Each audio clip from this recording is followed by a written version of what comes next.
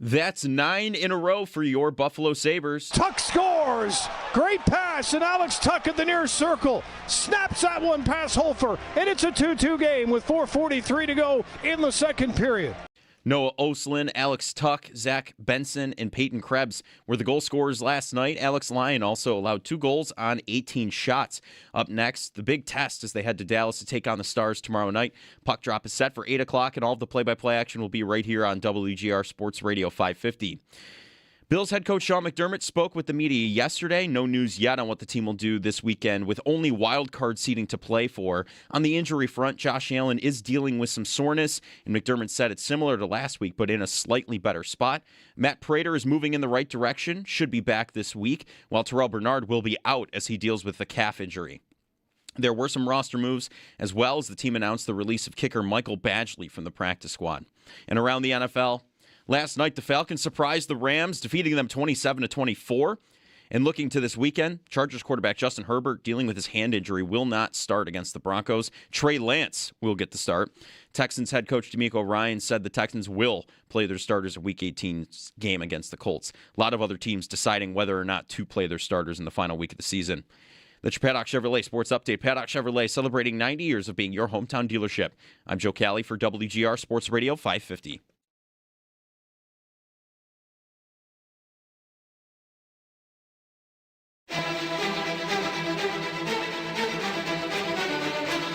It's Jeremy White and Joe DiBiase.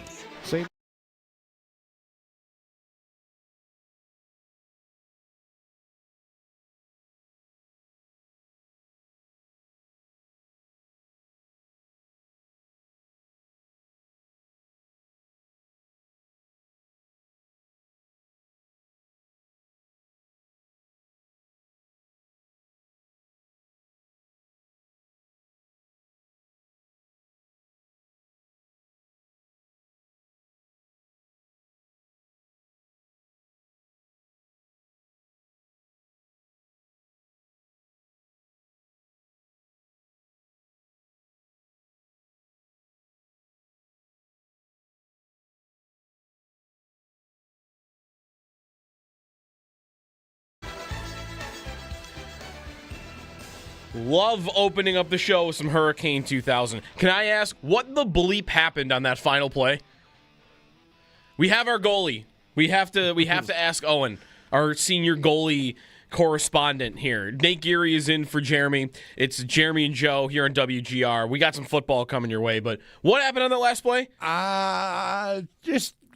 Where I had a near heart attack. Crazy stuff happens when the goalie gets out of the net, and crazy stuff happens. He lost his glove. He lost his glove. Gloves. Yeah, like kind of looked maybe like both a little bit. Yeah. At first, I thought it was his helmet. Yeah, that's scary too. Yeah. It's like he exploded and everything fell off. Right. The pads fell off. It was like when you die in a Lego game. It's and like all the Lego pieces fly off of you. Yeah, it's like you that. just like you're skiing and things go wrong and everything's off of you. Right. Kind of right. is what it felt like. Yeah, the skis blow yard up into sale, the air. Yeah. Someone needs to make an edit where Alex Lyon is that Lego man you're talking about, and he turns into a Lego that just falls apart. All the pieces are flopping around on the ice. Also, did you think they were going to call tripping on that play? Yeah, I did. I thought they were going to, especially because they had given the Sabres 2 calls in the final 10 minutes. Right. I totally They thought did the get same two. thing. They did get 2 good calls in the last. Yeah. And listen, the Blues guy looked up for it immediately, like he tripped me. Right. I don't know. Nothing called. That's fine. Good. Goalie rules are weird. Tell you what. Krebs whips it down. I was gonna say, don't let Peyton Krebs get his stick on a puck with an empty net, man. Empty net king. 2 in the last merchant. couple of games. Yeah. Good morning. It is a 9-game win streak. We had Operation 10 straight last year, and they're going to do it. They're going to, well, we'll see. They have one more game to go, and they've got a tough opponent, so they might not get all the way to 10, but a 9-game win streak after last night's win over the Blues. As I mentioned, we'll get some football today. But story in town, I feel like right now, is the hockey team's actually doing it. They're winning, and a lot of these games, they look really good while they're doing it. We'll talk to Paul today. We'll talk to Seth Appert today, Sabres assistant head coach. Will be on with us at 8 a.m. But I'm falling for it. Like, there are some numbers that show maybe it's not as real as we think it is.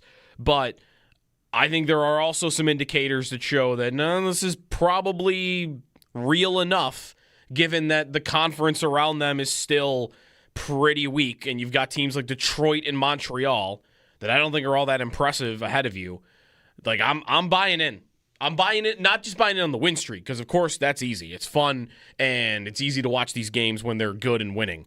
But I'm buying in on this is something that is sustainable for them. And last night was one of those games, because last night you saw for at least 40 minutes which team was the better hockey team, and it was the road team last night. Sabres were absolutely a better hockey team than that Blues team. I thought they started really, really well, too. Like, they started fast. They looked like a fresh team coming off of a decently long break in the first period. And then, a couple of goals here, they got down. It's like when they get down, it doesn't feel like it has in the last couple of years. It's like, all right, well, 2-1. This game's over. Like, they're going to shut it down, and it's going to be that. Right. No, they're certainly not doing that. They've had a couple of comebacks here along the way. I mean, Boston scores first a couple of nights ago, and they didn't waver from that. They leave the first period with a deficit against the Blues, and same thing. It is funny, though. Like, Paul talked about this for, like, a month, about, like, they got to go on, like, a 10-game win streak just to kind of get back. It's like they win 9 in a row, right? And they're still not in the playoffs yet, which I think is... Yeah, they're kind of in and kind of not. How like far they were out. If you open up the standings today, like without clicking anything, they'll be the first team out, tied in points with Florida. By points percentage, though, they are in a spot, if you want to do that. By points percentage, they would be above Washington. And if we have a lesson from the COVID pandemic in 2020, that when the season ended and, hey, that's it, no more games. We got to decide who's in based on how many games you've played. They did it by points percentage. So they're kind of in a spot right now as Washington lost last night, and they're at 577, and the Sabres are at 579, as the Sabres have only one less point but have played one fewer game.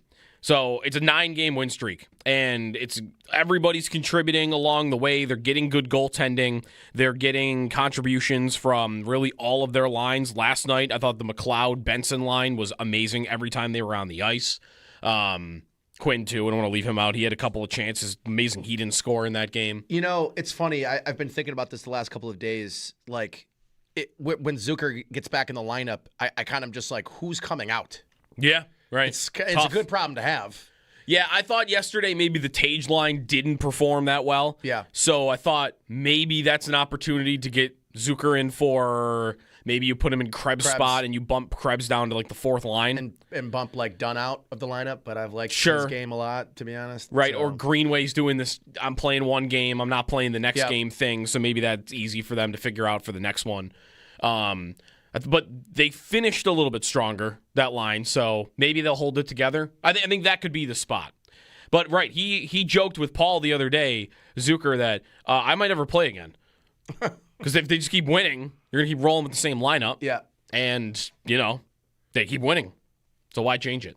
803-0550 is the phone number. I want to get to today the scenarios for the Bills and the place in the standings. Also, we haven't got Nate's take on Sunday's game yet. So we'll do that as well. But let's start with Paul in Buffalo on the phones. What's up, Paul? Guys, what a streak they're on. Unbelievable. First and foremost, thank you to the team. Thank you to Terry Pagula for getting them in the right spot. Thank you for Lindy Ruff for getting the message across somehow, some way. I want to start with who has undoubtedly been our best player this season, Mattias Samuelsson. And boy, oh boy, I would have never thought I was going to say that going into the year. I can remember back to his rookie season, 53, 55 games in, whatever it was, when he got the contract. And I called in to then Howard and Jeremy, and Howard asked me, Paul, what do you think of this contract? And I said, Howard, he should fire his agent. And then for 2 years, I don't know if he was injured. I don't know if he lost confidence, but I do know he stopped hitting people. And I wanted him bought out. And now he's been our best player this season, and it's because he hits people. So for the hitting doesn't matter crowd, I want you to look at the Boston Bruin game. He leveled Morgan Geekie, and no Bruin did a thing. And then he hit easily Boston's best player and maybe the best winger in the Eastern Conference, David Pastrnak. Not once, not twice, but thrice. And it was on the third of the thrice hits that David Pastrnak crumpled against the boards and fell to the ice. And not a single Boston Bruin even looked at Mattias Samuelsson. You talk about the shoe being on the other foot. How does that feel? all you great, wonderful Bostonians. How does that feel to see David Pastrnak crumpled on the ice, to see Brad Marchand in Florida hoisting Stanley Cups? I hope that feels great for all you wonderful people in Boston. And now I'd like to move on to the Sabre with the highest hockey IQ on the team, and in my opinion, the highest hockey IQ we have seen since Sam Reinhart, and that is Zach Benson. I'm going to forget the game itself. His post-game interview last night, it was like you were hearing a 30-year-old veteran, and a darn good veteran. It was like hearing Ryan Miller give post-game interviews if Ryan Miller were ever joyful. Zach Benson, what a light he's been for this forward group. What a light he's been for a franchise. I cannot wait to watch this kid's career for the next 15 years, I hope, in a Sabre jersey. Guys, have a great show. Let's go, Sabres. The Dallas Stars are going to get rocked on New Year's Eve. Let's go. Thanks, Paul, for the call. Yeah, I look at their team and I wonder, why is this happening? What's the reason? Why are they better? Because even on the totality of it, Lindy will point to, well, we're healthier. That we were struggling because look how many people were out of the lineup. Okay, let's take that into consideration that is true.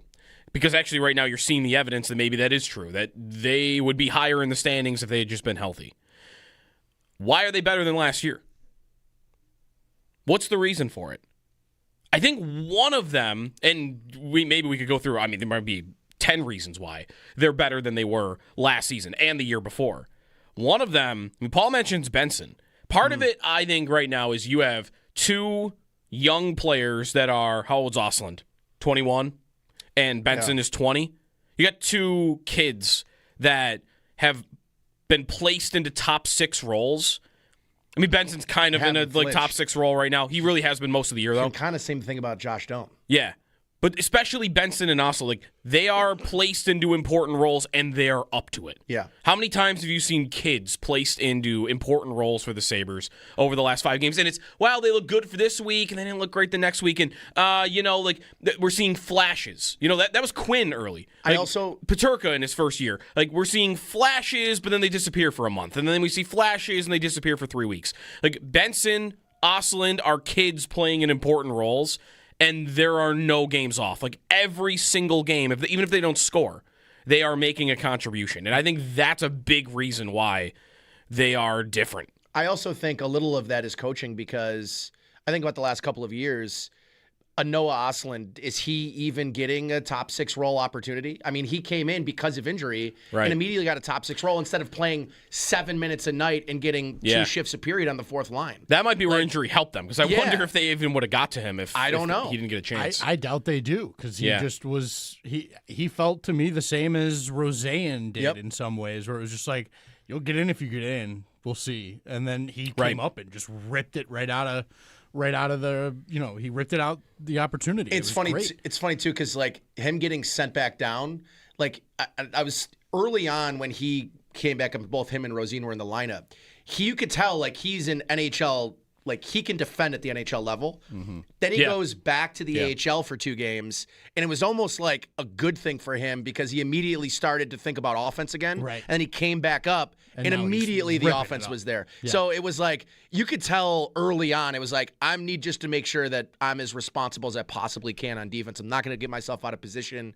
I'm going to grip the stick a little tighter. Yeah. And then he goes to the AHL and comes back up, and he just is a guy that I just don't know how he can't leave the lineup. No. He is part of what I think is one of the more skilled lines but balanced lines they have right now with Doan and Josh Norris, who, again, maybe we don't talk enough about Josh Norris.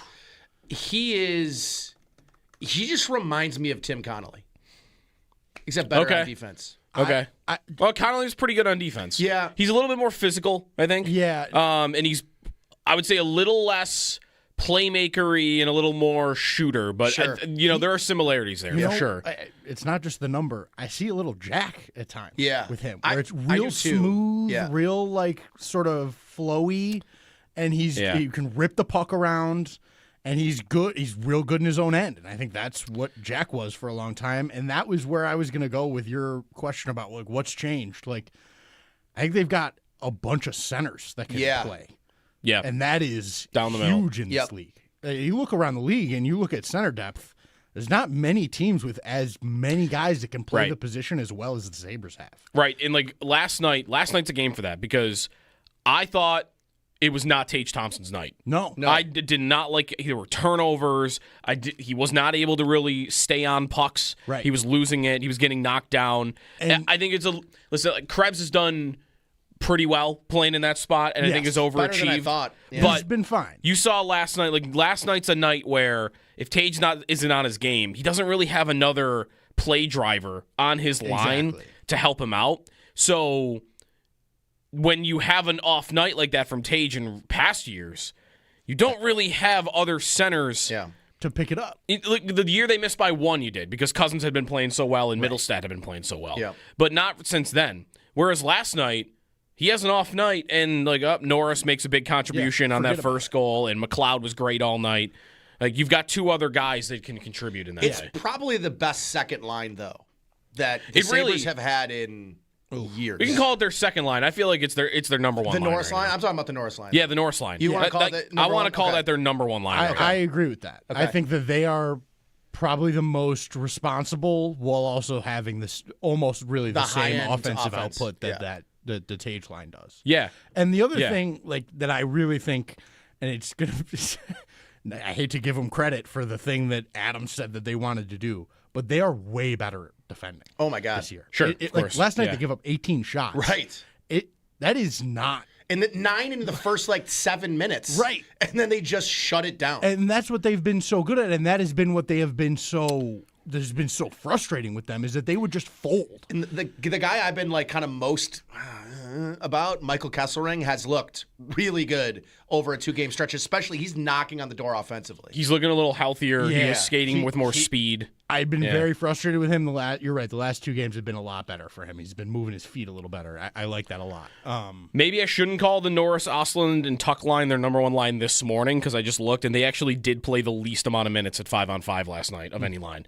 It was all pretty close, but they played 9 minutes, and the other 3 were all a little bit over 10. They were good. The line, though, last night that was the most dominant, looking at some of the numbers here, when the McLeod, Quinn, and Benson line was on the ice, the Sabres outshot St. Louis 12-2. Yeah. That line can be just hounding. And you've got a guy that can really finish with Quinn and then a couple of guys that will just go. And Quinn just looks so much faster and twitchier. I think the whole thing looks faster, doesn't it? Yes. Everything. Everyone's moving quicker, and maybe that is part of. Maybe that's everything folded into one. Maybe that's their team defense. Maybe that's the depth of the lineup. That's the team feeling like it's a little bit more skilled than it was last year right now because Norris is performing and because you have 2 kids that are doing the job. Right. And Doan has ascended to where I think everyone hoped he would be. And Lindy. It really is. The part. It's funny. Brian mentioned this on the postgame show last night. Someone had tweeted it in that, does anyone have sympathy for how it was set up? And I personally don't, but it's a valid question maybe to ask, or maybe just lay it out. Like, how do you feel if you're Kevin Adams right now? I mean, you feel terrible. Because you feel this terrible. is the team you built. Yes. Now they might be motivated in a different way because of the GM change. And I thought that move was years too late. Yes. So I'm not trying to tell you that. Oh wait, they made a mistake because the team that built this team is no longer employed. But I could see why a guy would feel frustrated because your guys are like your blueprint is starting to come to fruition here. Right. At least this offseason's blueprint. There were a lot of other failed blueprints before that I think should have caused, a job change then. But this blueprint was, I'm going to get Doan, I'm going to get Kesselring, I'm going to get Josh Norris, and I'm going to be stronger and tougher to play against. And I'm going to have these guys who are going to ascend offensively enough to give me the scoring I need. And all of that has really come to fruition. I think isn't that not telling you that they made a mistake. No, absolutely. Don't get me wrong. I agree. I think that there's 2 sides of what that, how to sort of think about that is like. Yeah. He built the team, yes, but also his attitude, his clout, sure. There's more to it. His presence, of course. I think was I think we're seeing it holding this team back in a significant way. Whether that was because the players didn't trust him to help them when they needed it, or it was they didn't have faith that the organization as a whole was committed to winning. Whatever the reason may be, his presence and representation was holding the team back, and you can't avoid that at this point. Look at what's happening. I think too, like if you saw the Unplugged or like the Sabres. The Embedded, yes. They still call it Embedded? Beyond Blue and Gold? Yes. Beyond Blue and Gold, yes. Is the Sabres one. Yarmo is just he's almost militant in his seriousness and his professionalism. And it's like, I don't want to say a guy like Peyton Krebs, but like a guy like Peyton Krebs from the first half of the season over the last 12 games looks to me like a different player. Yeah. Like he is playing with a different urgency is the word across the lineup. There is a notable, to me anyway, sense of urgency up and down the lineup of players that look like they know they need to play at that level and play with that level of urgency. Yep. Or they're going to find themselves out of the lineup. And, I mentioned Lindy in this too. I think part of the reason we're seeing them play faster is I think they trust what they're doing now. They believe in what they're doing. And they're like, it's so hard, especially for people that don't play or have never played team sports. Like, what belief and confidence do for teams that might not be the most skilled? Like, I'm sure this is happening in every revived Sabre group chat, text message chat that you have, because a lot of them had been retired. Let's be honest. Or they just turned into Bills chats or fantasy football chats. They were dormant. They were dormant. They were renamed. Chats. They were renamed last night. They were renamed. Yeah. And like, I feel like the last couple of weeks had been like, okay, well, what's the big trade? Yarmo's in now. Like, what's the big trade? And it's like, I look at the lineup, and I think you could say, I don't know where that trade happens right now because of how they're going to eventually lose a game. Like, they're not going to win 52 straight games or something. But at least I don't think. And then, like, at that point, what happens? I just feel like 2 weeks ago, it was just, let's just fire off as many great trade ideas as we have. To now, it's like, well, I don't want to move, Quinn or Krebs or like it was a month ago. I was like, could we just waive Peyton Krebs already? Can we be done with this? The thing they're doing is they are, this season right now with this win streak, they are fighting their way into, for what is going to be for us, a very unique conversation about Alex Tuch. Yes. Yes. They are, because if they are digging in here and they're in a spot by points percentage this morning, and if that is going to be true from here till the deadline, and he's contributing, and last night he gets the belt in the locker room right from the players, and he scores an important goal. He kind of should have had two. He definitely shouldn't have had two because that was definitely a kick. Yep. Or kicking motion, I would say. And yes, I saw everyone's tweets. Like, yes, the Hudson Fasching kick was still a kick. He is a tough one to debate, I think, because he is helping them. And I think from his perspective, I wonder if this is what needs to happen for the price to come down a little bit. Yeah. And I'm sure they'll have to come up. Right. Because the reports that they were offering something around Tage Thompson's number is insulting, I think, if that's true. That might have been Adams, right? I think that's exactly what that was Adams. Yeah.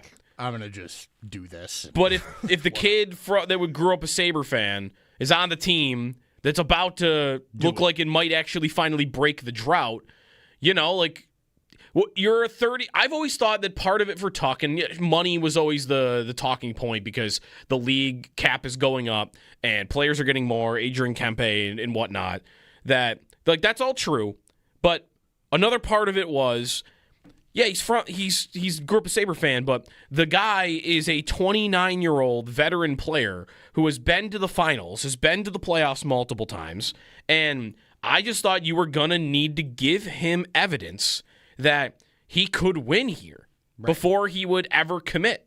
And I think if you give him that evidence before the deadline, you're much more likely to get a more reasonable contract and meet in the middle. Because before, I just thought, I could be the biggest Sabre fan in the world, but am I going to sign up for the twilight years of my career to be on a team that I have no confidence in getting back to the postseason. Right. There's no reason that he would, unless things turned the way that they have. Right now, you would have to get paid Maybe. so much more than you would make anywhere else to make up for the misery that you would be experiencing. And I mean, in fairness, like look at the NFL right now. Like look at the two guys last year that were talked about more than any two players in the league getting traded: Myles Garrett and Max Crosby. And Myles Garrett's having the greatest season ever, and no one's. I mean, people are talking about it, but if he was on a good team, the Rams, the Bills, or somebody else, like someone that was good. They're to me, they're like such caution out. Now, I'm not comparing, Alex Tuck is not Myles Garrett in the NHL, but what I'm saying is like, I think they're all cautionary tales of like, hey, I believe I'm a good player. I want to be on a team that's competing, and am I willing to take more money to be in a situation where, let's just be honest, I'm never going to win. Right. I'm going to waste the last couple of years of my career motivated by statistics, personal stats. How much longer can Myles Garrett play at that level if he's only playing for his personal statistics, for sack numbers? I don't know. Yeah. I would say great competitors will have a tough time with that. Right. Well, they're winning, so maybe it changes a little bit. Yep. 9-game win streak. Sabres beat the Blues last night. They dominated on the stat sheet, shots-wise, shot attempts, all of it.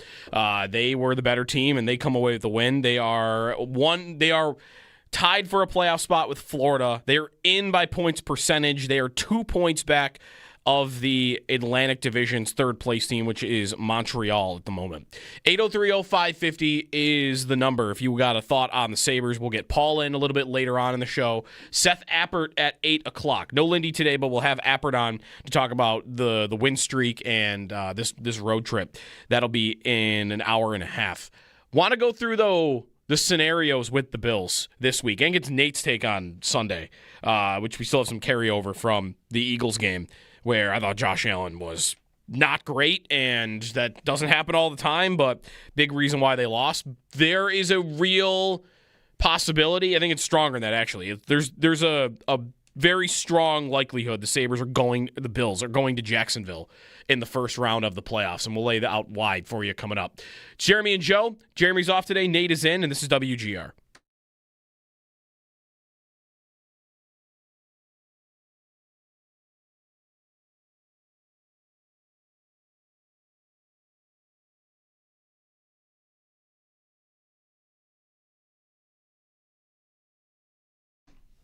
Hey, it's Sneaky Joe DiBiase here for the Rob.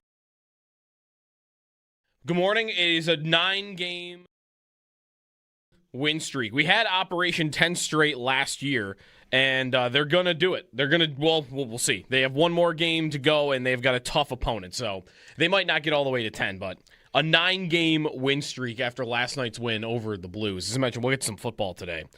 But story in town, I feel like right now, is the hockey team's actually doing it. They're winning. And a lot of these games, they look really good while they're doing it. We'll talk to Paul today. We'll talk to Seth Appert today, Sabres assistant head coach, will be on with us at 8 a.m. But I'm falling for it. Like, there are some numbers that show maybe it's not as real as we think it is. But I think there are also some indicators that show that, no, this is probably real enough, given that the conference around them is still pretty weak, and you've got teams like Detroit and Montreal that I don't think are all that impressive ahead of you. Like, I'm buying in. I'm buying it, not just buying it on the win streak, because of course that's easy. It's fun, and it's easy to watch these games when they're good and winning. But I'm buying in on this is something that is sustainable for them. And last night was one of those games, because last night you saw for at least 40 minutes which team was the better hockey team, and it was the road team last night. Sabres were absolutely a better hockey team than that Blues team. I thought they started really, really well, too. Like, they started fast. They looked like a fresh team coming off of a decently long break in the first period. And then, a couple of goals here. They got down. It's like when they get down, it doesn't feel like it has in the last couple of years. It's like, all right, well, 2-1. This game's over. Like, they're going to shut it down, and it's going to be that. Right. No, they're certainly not doing that. They've had a couple of comebacks here along the way. I mean, Boston scores first a couple of nights ago, and they didn't waver from that. They leave the first period with a deficit against the Blues, and same thing.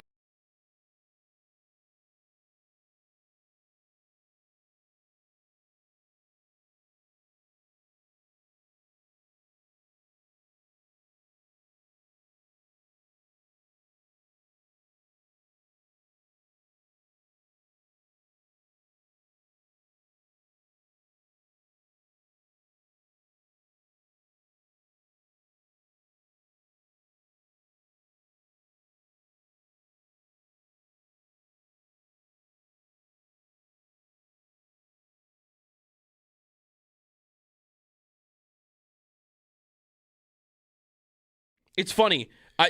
Brian mentioned this on the postgame show last night. Someone had tweeted it in that, does anyone have sympathy for is how it was set up? And I personally don't, but it's a valid question maybe to ask, or maybe just lay it out.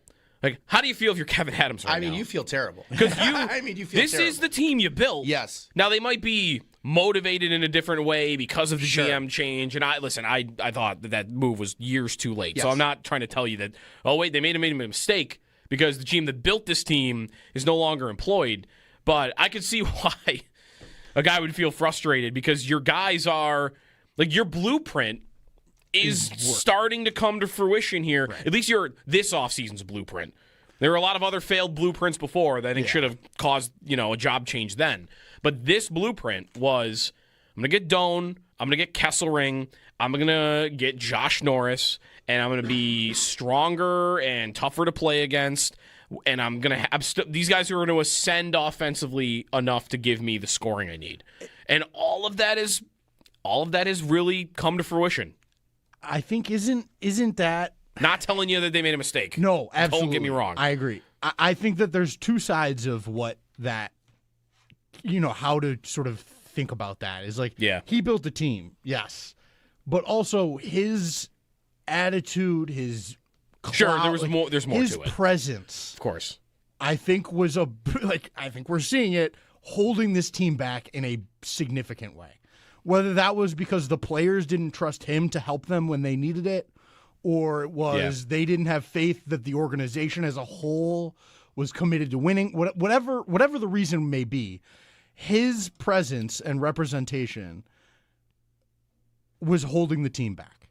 And you can't avoid that at this point. Yeah, look at what's happening. I think too, like if you saw the Unplugged or like the Sabres. The Embedded, yes. Do they still call it Embedded? I believe Beyond Blue and Gold? Yes. Beyond Blue and Gold, yes. is the Sabres one. Jarmo is just he's almost militant in his seriousness and his professionalism.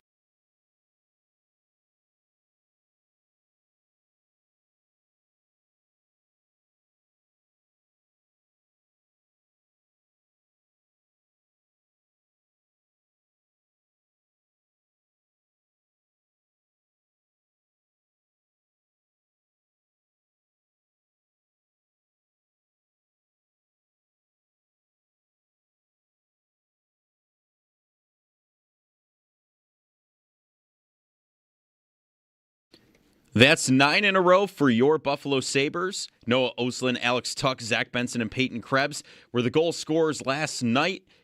Alex Lyon also allowed 2 goals on 18 shots. Up next, big test for the team as they head to Dallas to take on the Stars tomorrow night. Puck drop is set for 8 o'clock, and all of the play-by-play action will be right here on WGR Sports Radio 550. Bills head coach Sean McDermott spoke with the media yesterday. No news yet on what the team will do this weekend with only wild card seating to play for. On the injury front, Josh Allen is dealing with some soreness, and McDermott said it's similar to last week, but in a slightly better spot.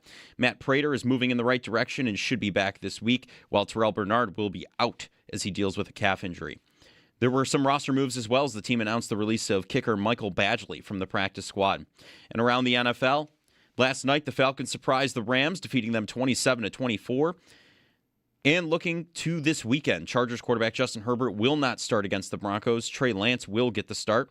And Texans head coach D'Amico Ryans said the Texans will play their starters in Week 18's game against the Colts. A lot of teams deciding whether or not to play their starters in the final week of the regular season still. That's your Paddock Chevrolet Sports Headlines. Paddock Chevrolet, celebrating 90 years of being your hometown dealership. I'm Joe Cali for WGR Sports Radio 550.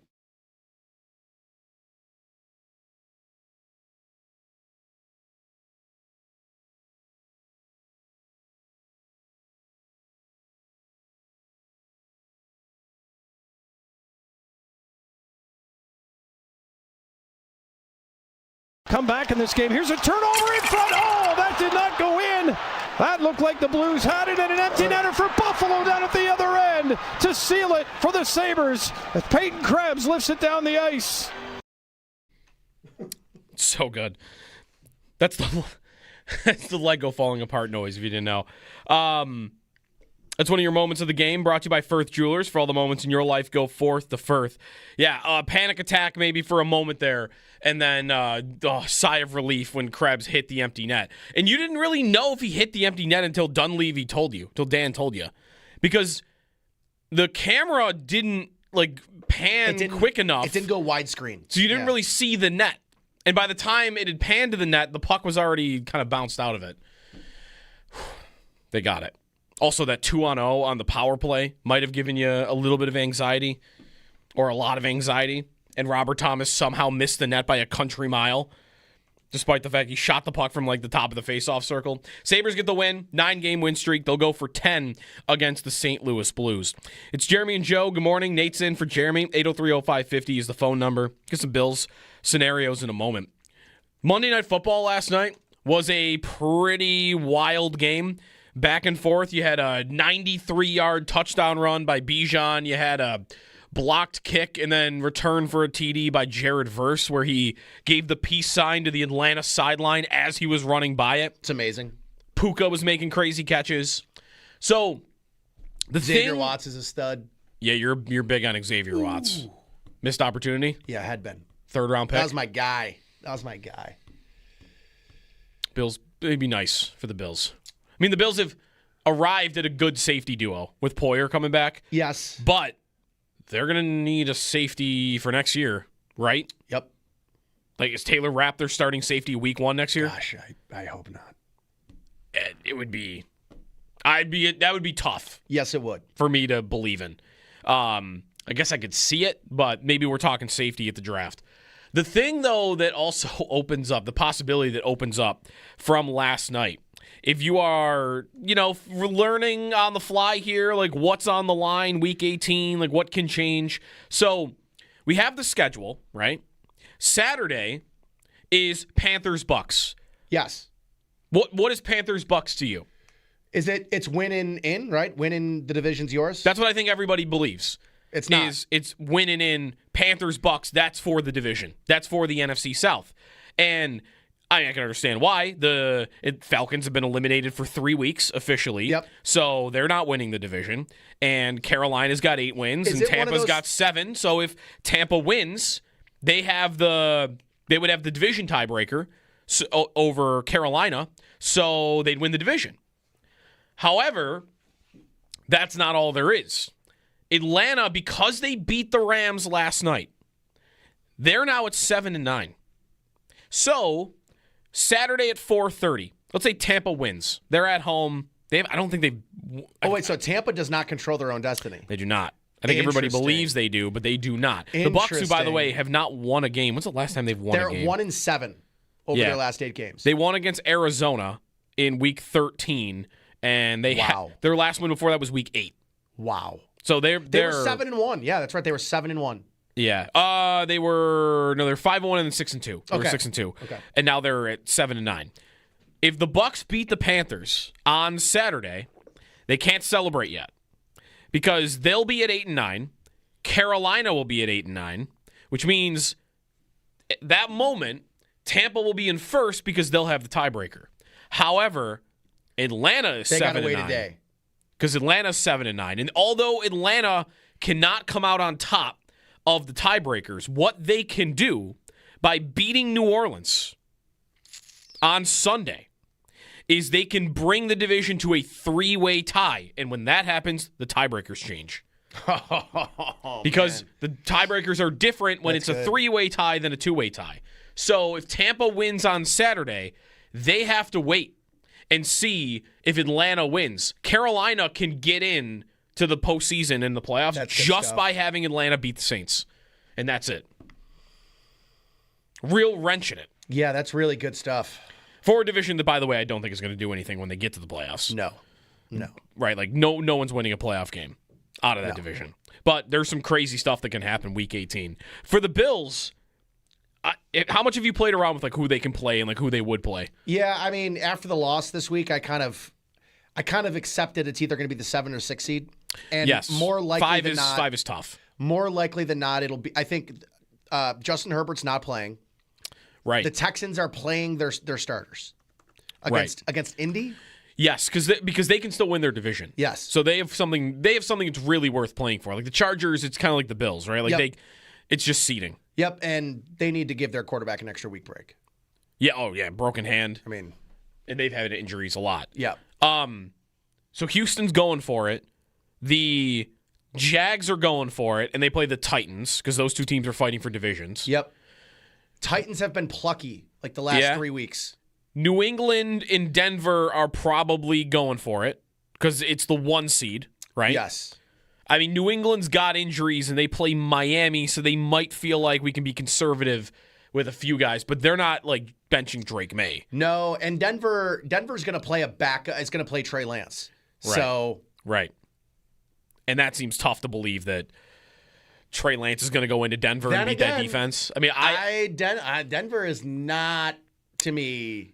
No, they are not good. Pointed out last week, they have 1-score wins over like all the worst teams in the league. They are the Jets, the Giants, the Titans, like all 1-score wins. The Raiders twice. And they don't throw the football down the field. Right. They just don't throw the football down the field. But they're a big favorite. They're like a 10-point favorite in that game. They should win. Yep. I want them to be the one. So we were talking about this before we got on. My feelings have shifted probably in the last 48 hours. I don't really want to play the Patriots right away again. I think I've been on Jacksonville might be the best. I think they're top the most to bottom complete team in the AFC. Yep. They just they also, to me, here's the thing about every team in the AFC. The floor and ceiling every team are dramatically different. Like usually the best teams, like there's always 1 or 2 teams where it's just like their bad game can beat a lot of good teams, like a lot of good teams' good game. If Jacksonville doesn't show, if they no-show, they could get blown out by anybody.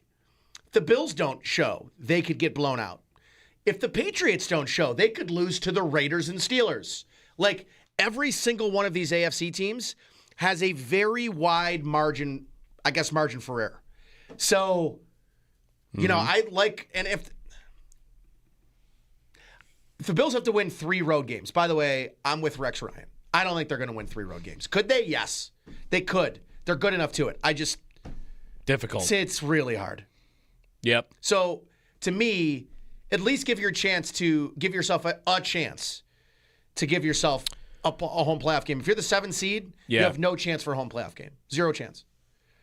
6, you have like a 5% chance. I guess that's why I am not worried too much about getting the 6 or the 5.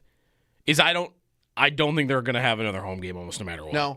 Like I guess if they got to the 5, I'd consider it a real possibility because Houston would be below you. Yeah. And I could see Houston going to New England and winning. I could see Houston going anywhere and winning. I could see the Chargers. I did not believe the Chargers could go in anywhere and win. And 2 weeks, they are a team every other week. I find it hard to believe they'll go on a run because of that. And also, I just don't think they can run through the playoffs with their offensive line injuries. Yeah. I think they're too grave to overcome. It might depend on matchups. Like we saw against Houston. Houston can wreck them offensively. Yes. I think that Denver and Jacksonville could probably wreck them offensively. I'm not sure like the Bills or Patriots could though. Yeah. Like I'm not sure they have the D lines to take advantage of that team as much as others. So it might depend on who they play. But I guess the possibility of them playing at home is so remote that I am just squarely thinking about who do you match up well against. And for that, I found not wanting them to play Jacksonville because I don't like how their personnel matches up against it. I think what the Jags do well could expose some things that the Bills do, and that's a lot of that is defensively. I mean, Denver's similar to that, but you might not play them, and so is Houston. But if Houston stays in the wild card, you wouldn't play them for a while.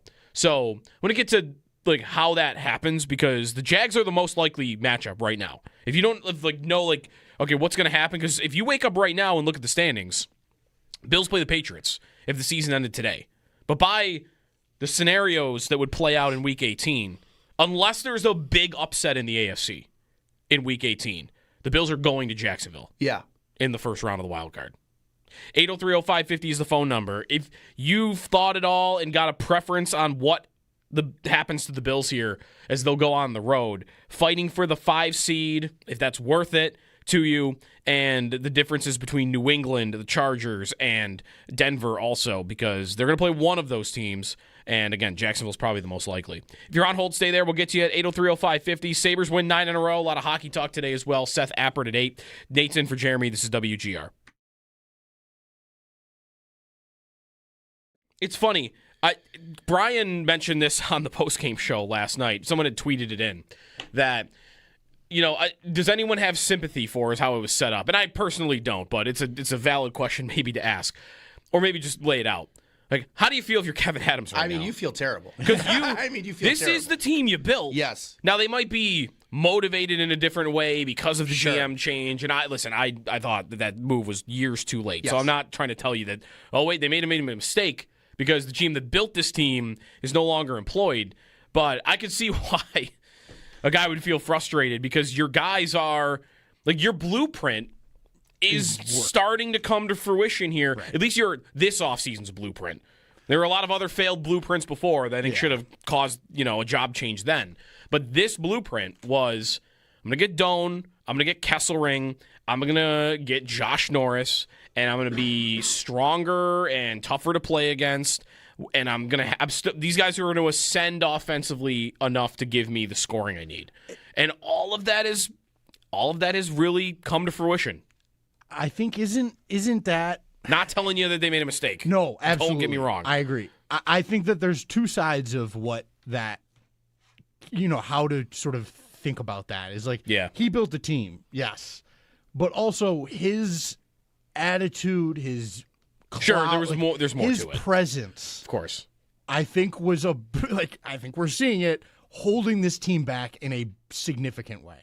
Whether that was because the players didn't trust him to help them when they needed it, or it was they didn't have faith that the organization as a whole was committed to winning. Whatever the reason may be, his presence and representation was holding the team back, and you can't avoid that at this point. Yeah, look at what's happening. I think too, like if you saw the Unplugged or like the Sabres. The Embedded, yes. Do they still call it Embedded? I believe Beyond it is, Blue and Gold? Yes. Beyond Blue and Gold, yes. Is the Sabres one. Jarmo is just he's almost militant in his seriousness and his professionalism. Good morning. It is a 9-game win streak. We had Operation 10 straight last year. And they're going to do it. They're going to, we'll see. They have one more game to go, and they've got a tough opponent. So they might not get all the way to 10, but a 9-game win streak after last night's win over the Blues. As I mentioned, we'll get to some football today. But story in town, I feel like right now, is the hockey team is actually doing it.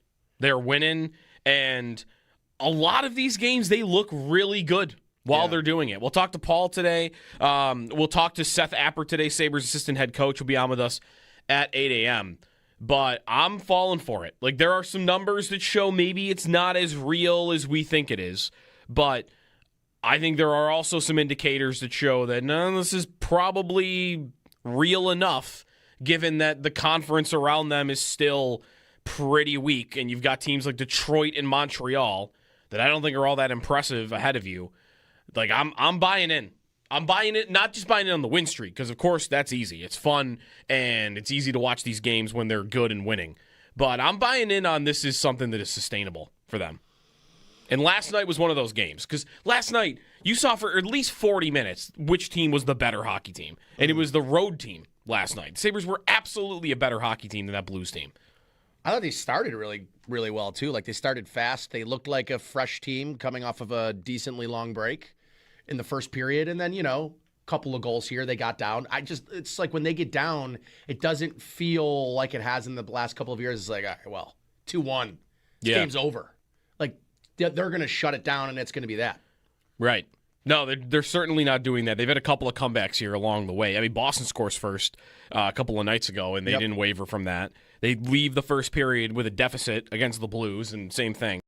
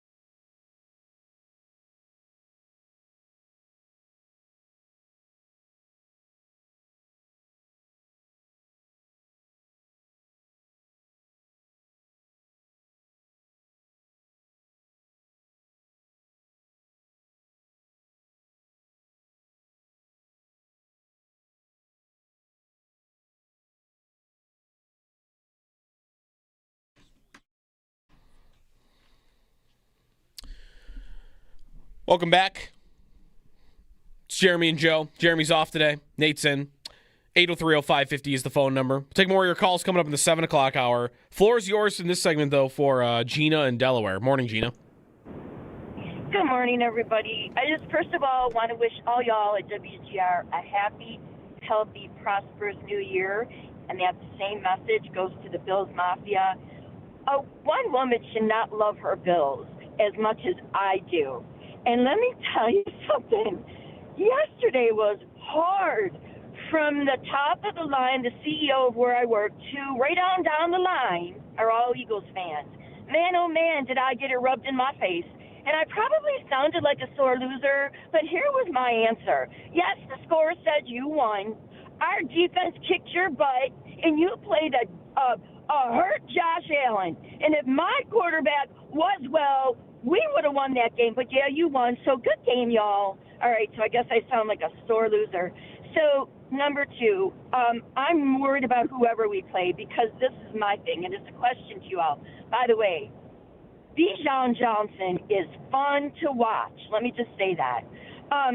Circling back to the Bills, here's my question to you that I posed to my brother last night.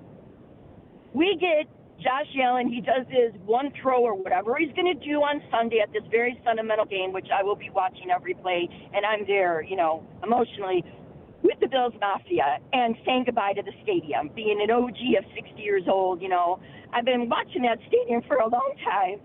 So here's my question to y'all. Josh Allen comes back healthy. The defense plays the way they did, Sunday. And the offense is just a tad better because we all know how we've struggled with this offense.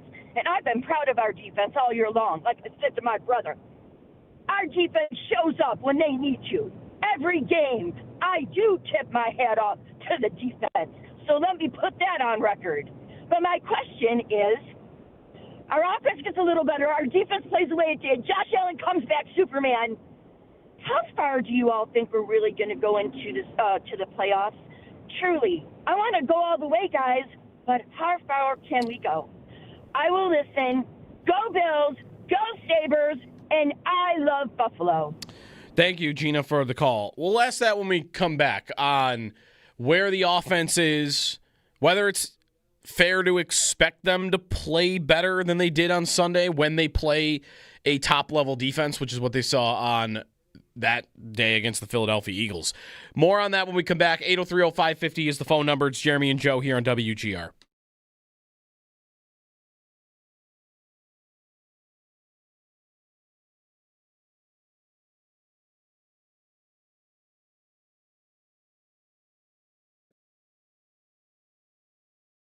I guess the possibility of them playing at home is so remote that I am just squarely thinking about who do you match up well against?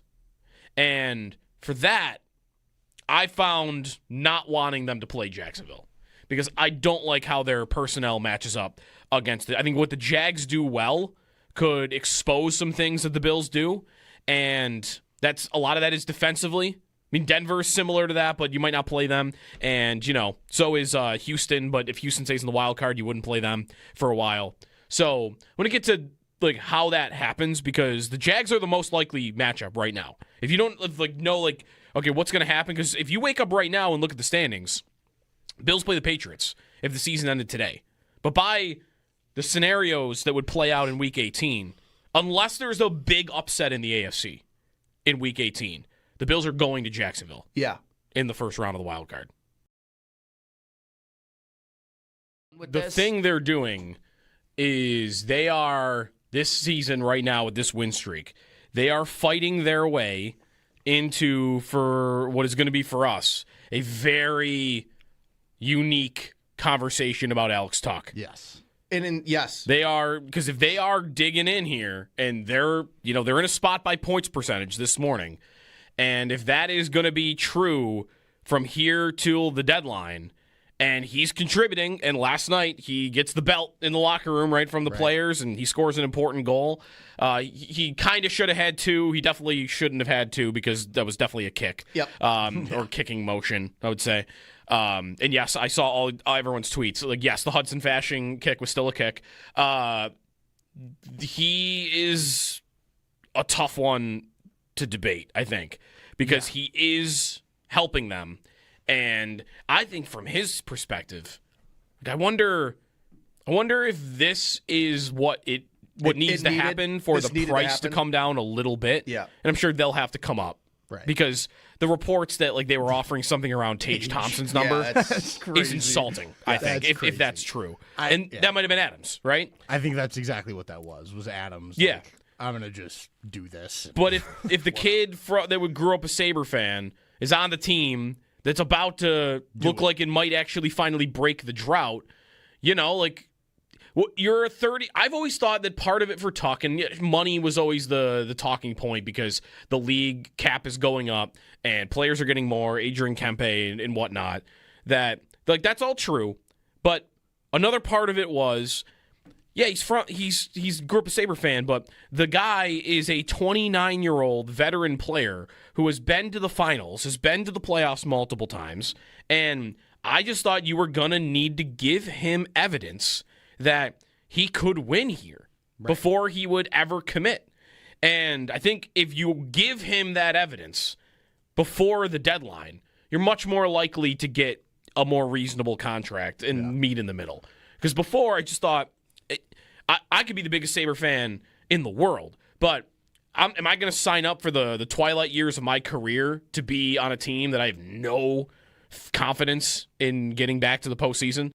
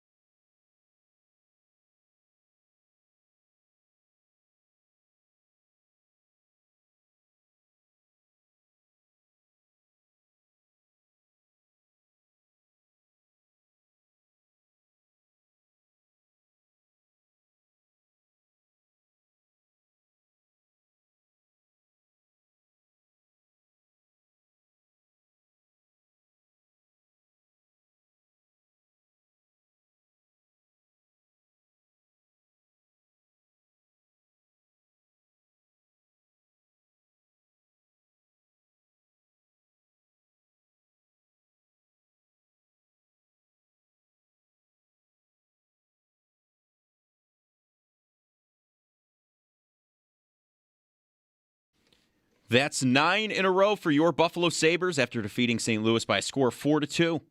Tuck scores! Great pass, and Alex Tuck at the near circle. Snaps that one past Holfer, and it's a 2-2 game with 4:43 to go in the second period. Noah Oslin, Alex Tuck, Zach Benson, and Peyton Krebs were the goal scorers on the night.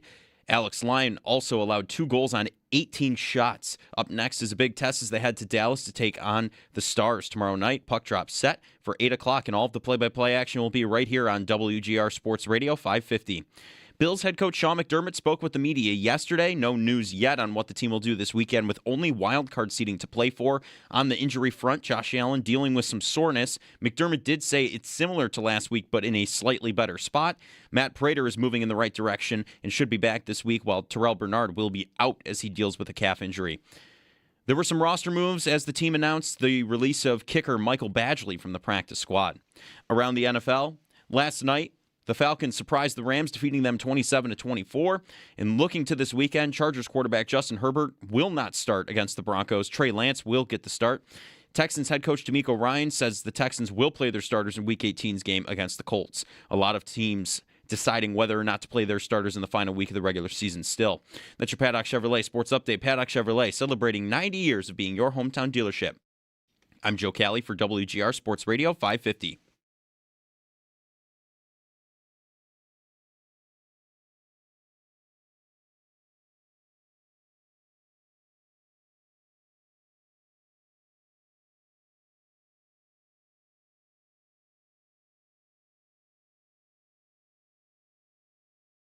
And to that end, he's got dude wide open in the back of the end zone. The best quarterback in football. Yeah, he's not. Is not the best quarterback in football. He's not. Misses a wide open wide receiver in the back of the end zone. Bills should have won the game. The play call was great. The execution was good by the wide receiver, not by Josh Allen. Not the best quarterback in the NFL, right? But man, the play call worked. The play was perfect. The dude, was it Shakir? He's wide open in the back of the end zone. He's got the guy beat by 5 yards. All Josh Allen, best quarterback in football. Yeah, he's not. All he's got to do is play pitch and catch. Craig Carton. It's the guy that said, yeah, I wouldn't trade Zach Wilson for Josh Allen. Straight up. Did he say that? He said that 2 years ago. Yikes. So, you can take whatever that dude says with a grain of salt, I guess. Listen, if you want to say he's not the best quarterback in football right now and he's second, you got him. But he spent a lot of time in prison after he defrauded a bunch of people. Thinking of that take, I guess.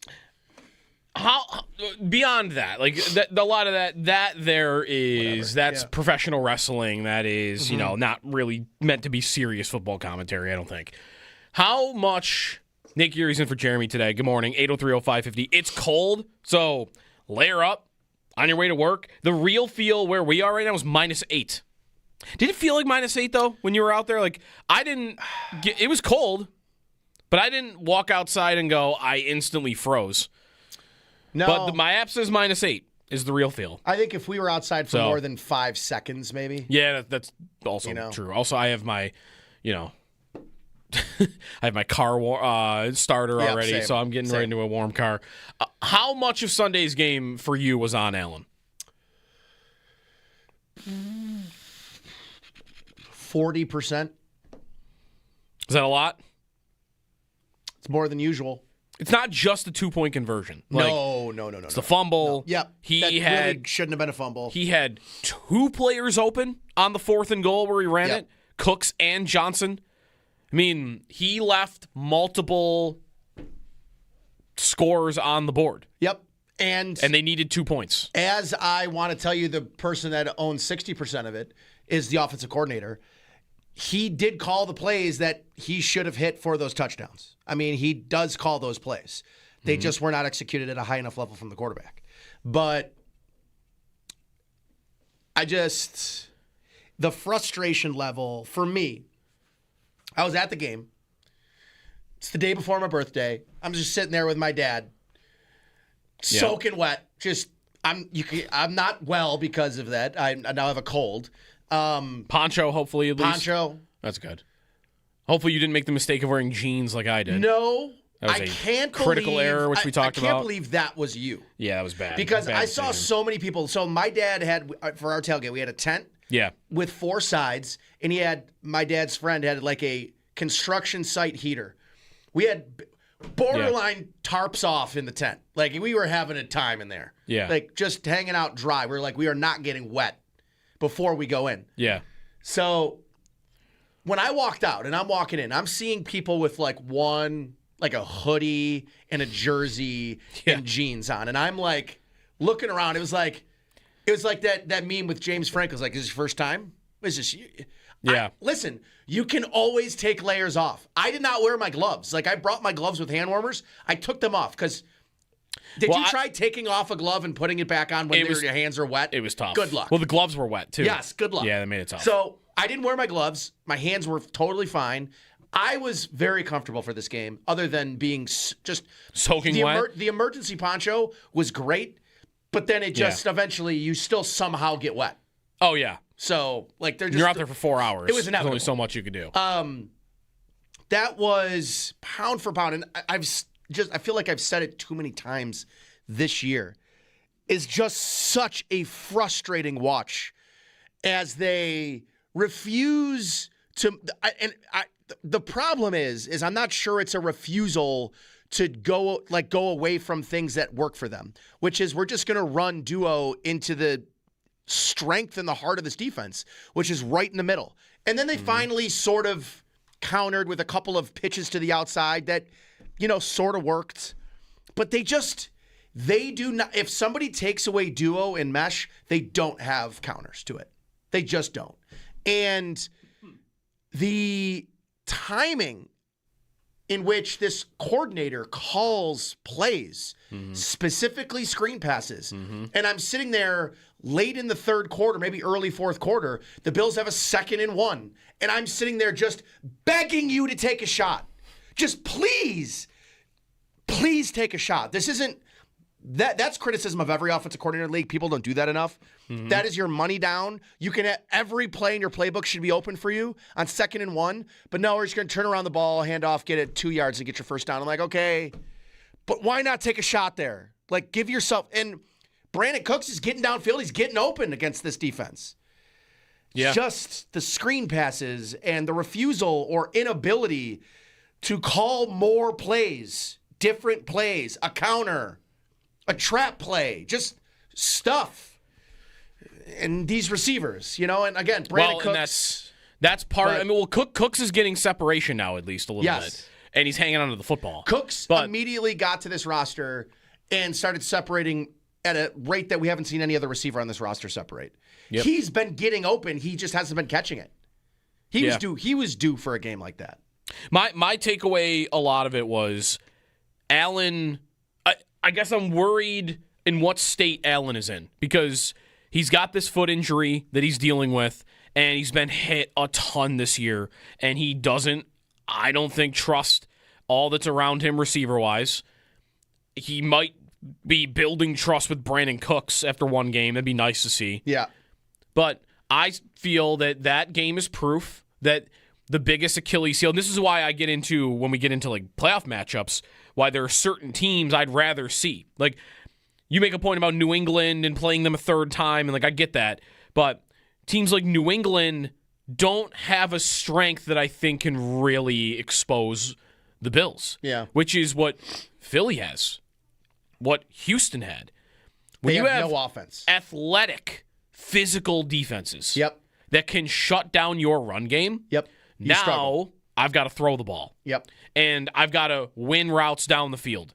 And they did do it a little bit against Philly. Again, Cooks gave them something. But how much am I supposed to trust that? And how much am I supposed to trust that Allen, in his current state, foot, being hit, whatever you want, that he can be perfect for 4 games?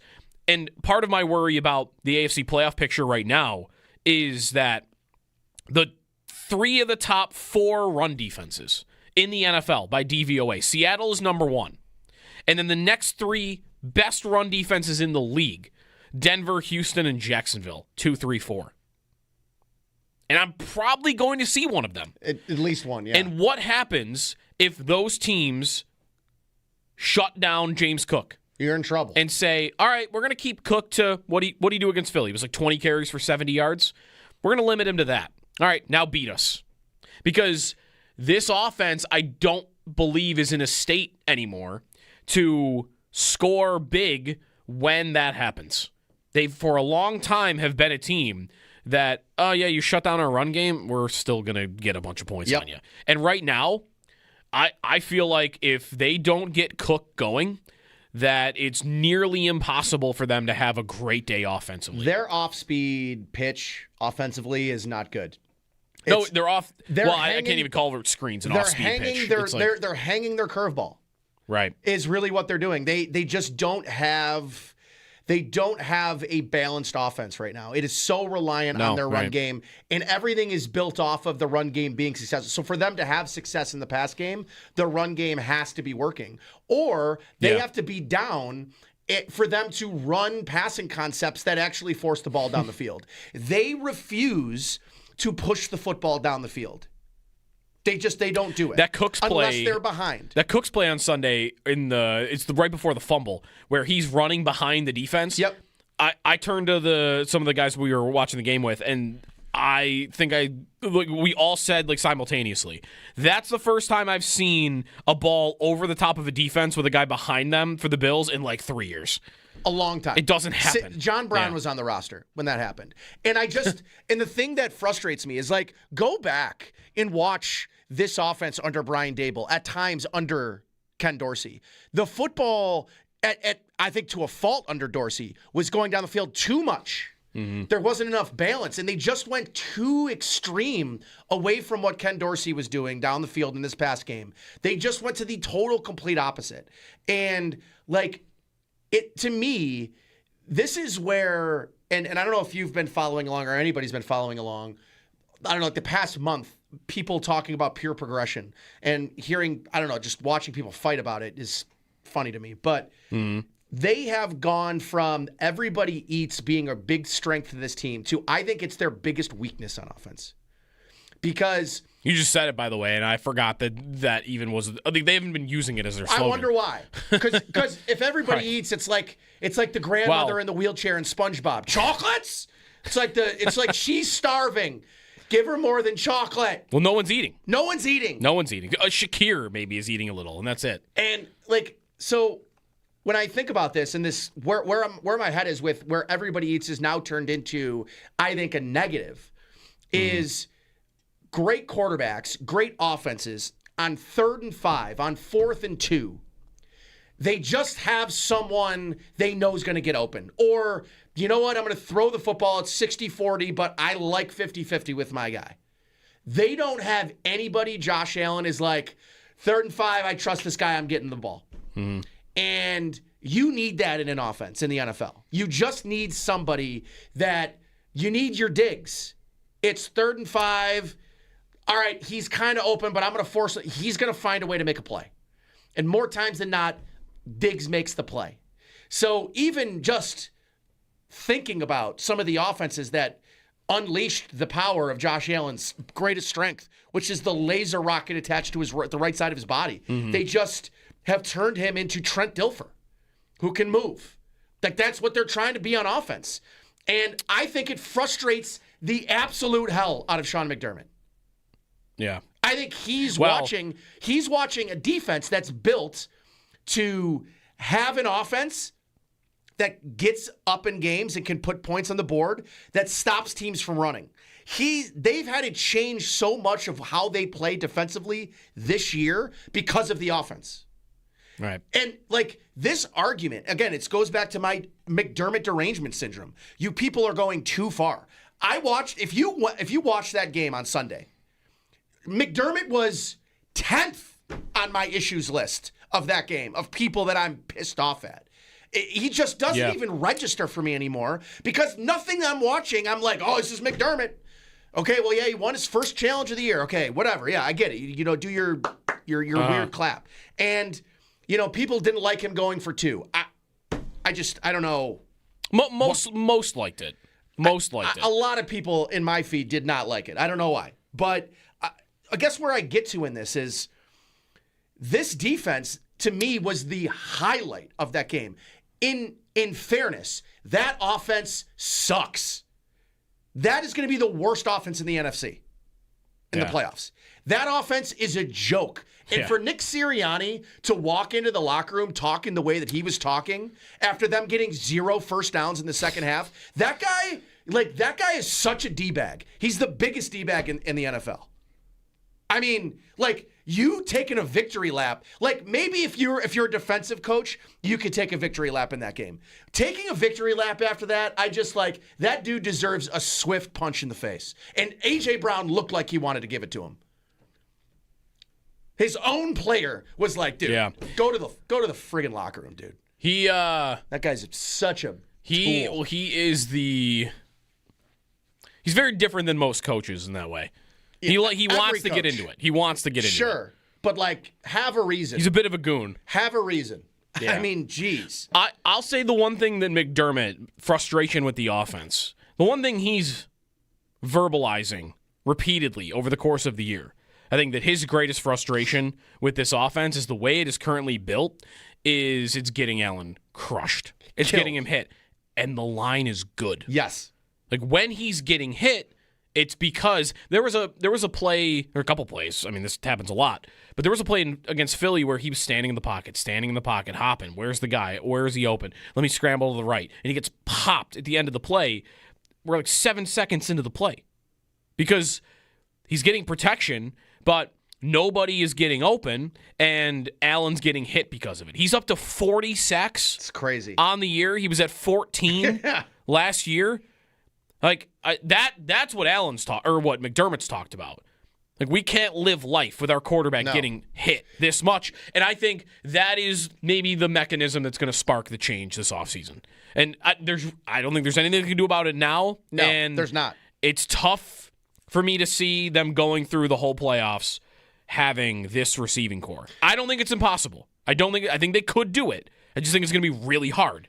But I do think looking out beyond this year that this head coach, the way he's talked, is not going to sit idly by and let them go into another year where Allen's got to take 7 seconds on every pass play and get popped over and over and over and over because there's no quick answers. I think the one guy that for the short term they absolutely need to get through this playoff field is they need Kincaid. When you talk about the guy, the go-to guy on 3rd and 6 that I just is going to get open and is going to make the catch, and he's not on the level that Diggs was. I'm not saying that. But compared to their other options right now, Shakir is not a player at the moment, even though he did do it on the 2-point conversion, that's just going to go run a route and get open. He's great with the ball in his hands, and he's not bad when it comes to running routes out of the slot and finding a spot. But one-on-one coverage, or especially double coverage, he's not beating that. Kincaid is your guy for it, but it's tough to count on him even for the postseason when he's been dealing with this knee injury all year and he's in and out of the lineup, and really we're into our 3rd year with Kincaid, and just how can you trust that he's going to be available enough to you? Even when he was healthy at the beginning of the year, he wasn't even playing half the snaps. So that's kind of where my trust would lie right now is they have one guy on the roster that I think could be this for him. But he just can't be on. He's can't injured. find the field. Yeah. Right, he's injured, and I don't know that he's on the field enough even when he isn't. Yeah. So I don't know. I don't know how much to believe that he's going to help them down the stretch. How healthy is he to do it? Yeah. But he's the guy. I would agree. This is going to sound contradictory, but Kincaid, by the way, in 2 fewer games, has more yards than he did last year. He is second on the team? 30 fewer targets. Is he second on the team in receiving? Playing 11 games? Good question. He's at 523 yards. So would you guess that second? Yeah. What is their leading receiver at right 740? Now? Which is basically Shakir? what's Shakir's number. 719 for Shakir. Kincaid is second at 523. With 11 games. Nobody else is above 400. In 11 games. Knox is third at 393. Josh Palmer, their big offseason acquisition. Their last 2 offseason acquisitions have a combined 16 catches. What if I told you before the year that Dawson Knox would be third on the team in receiving yards with 393 going into the last game? I would have punched you in the jejunum. You're just really trying to punch people in this segment. I feel like that's what we've learned. I'd have been very upset with you if you told me that, and I had to believe it. Dennis in Lockport next up. What's up, Dennis? Hey, guys. Love the conversation today. One of the things I agree with you guys, for Joe Brady coming from an LSU thing, which was always known for their wide receivers, you don't see him even using our guys the right way. When DeBoer was here, think about this. We had Gabe Davis even getting wide open. All these guys, he found a way to play that game for Josh Allen so Josh could be Josh. And that's what Brady is too predictable. Now, I do have one question for you. You guys are talking about Kincaid. I don't know still if he's the guy, but there's a guy right now sitting cut that was a go-to guy at one time, and he's a cut guy from the Jets Lazard, why didn't we go try to grab this guy? Because he is one of those go-to guys, kind of like a Hollins and all that, who can, when you need him, he's in the right spots because he knows where to get to the right spot to get the ball to help us out through the playoffs. He's free. He's available. Why aren't we doing something like that so we can help our quarterback out so he doesn't get his head kicked off? And the other part is why didn't we use Davis a little bit more to help throw Philly off?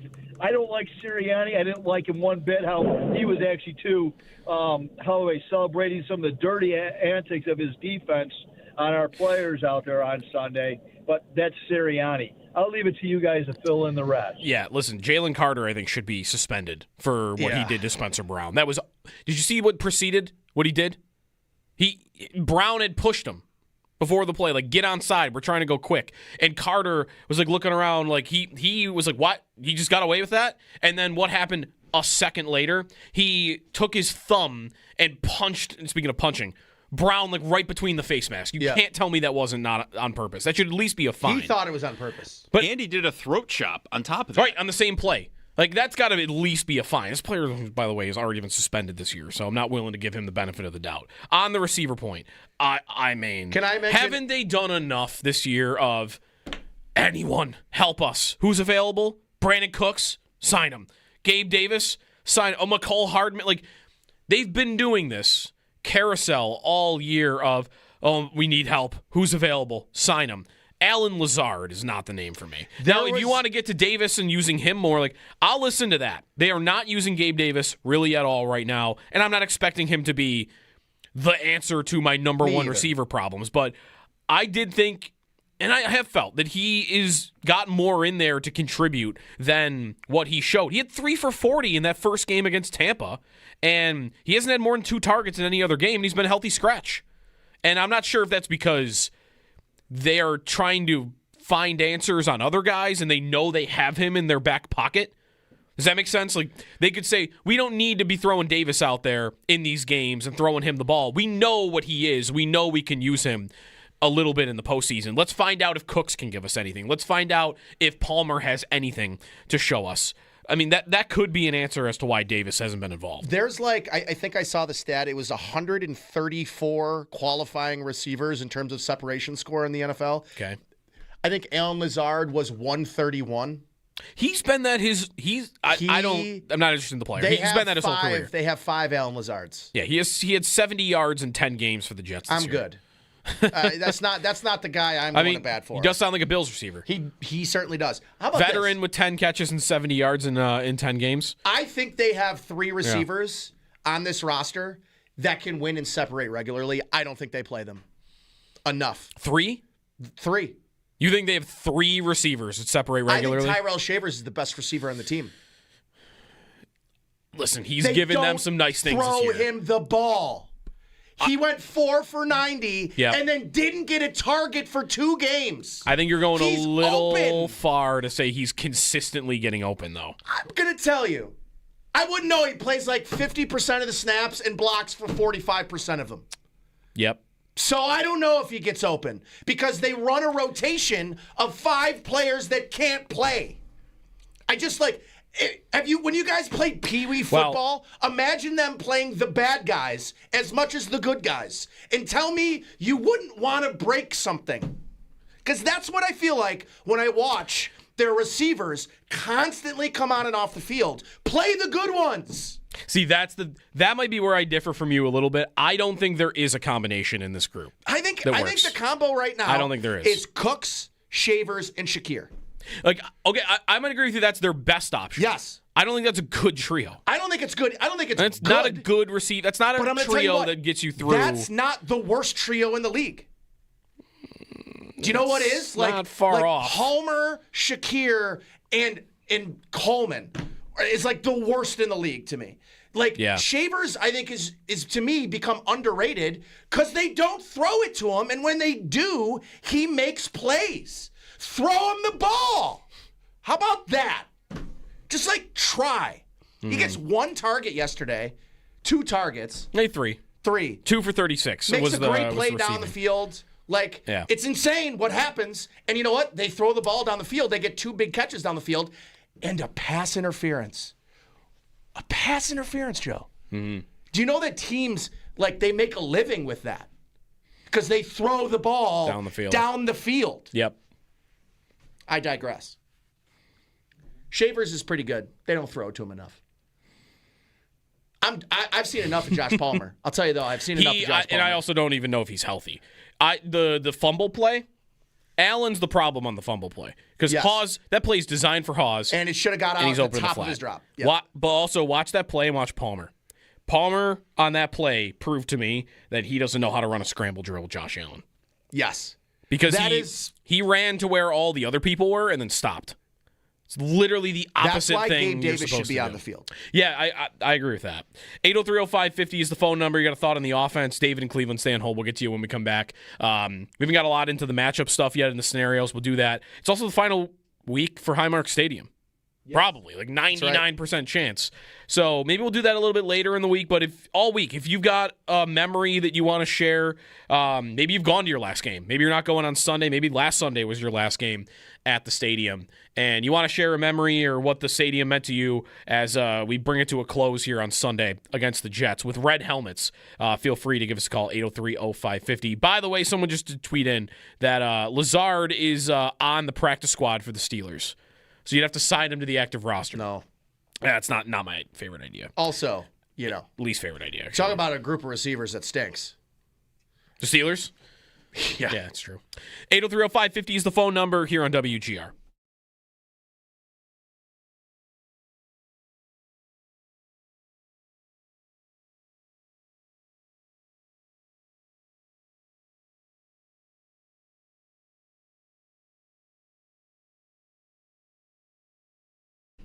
Hey, it's Sneaky Joe DiBiase here for the Roswell Park Donor.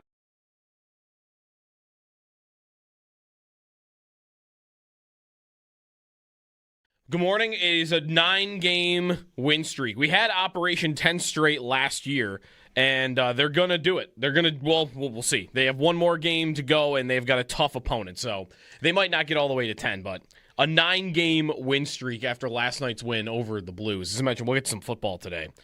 But story in town, I feel like right now, is the hockey team's actually doing it. They're winning, and a lot of these games, they look really good while they're doing it. We'll talk to Paul today. We'll talk to Seth Appert today, Sabres assistant head coach, will be on with us at 8 a.m. But I'm falling for it. Like, there are some numbers that show maybe it's not as real as we think it is. But I think there are also some indicators that show that, no, this is probably real enough, given that the conference around them is still pretty weak, and you've got teams like Detroit and Montreal that I don't think are all that impressive ahead of you. Like, I'm buying in. I'm buying it, not just buying it on the win streak, because, of course, that's easy. It's fun, and it's easy to watch these games when they're good and winning. But I'm buying in on this is something that is sustainable for them. And last night was one of those games, because last night you saw for at least 40 minutes which team was the better hockey team, and it was the road team last night. The Sabres were absolutely a better hockey team than that Blues team.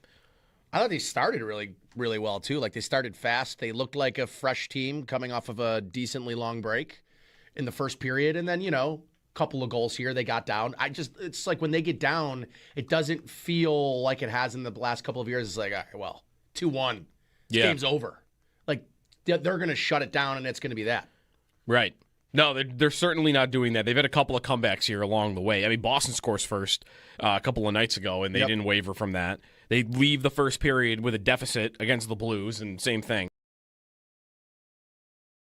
I think they have 3 receivers on this roster that can win and separate regularly. I don't think they play them enough. 3?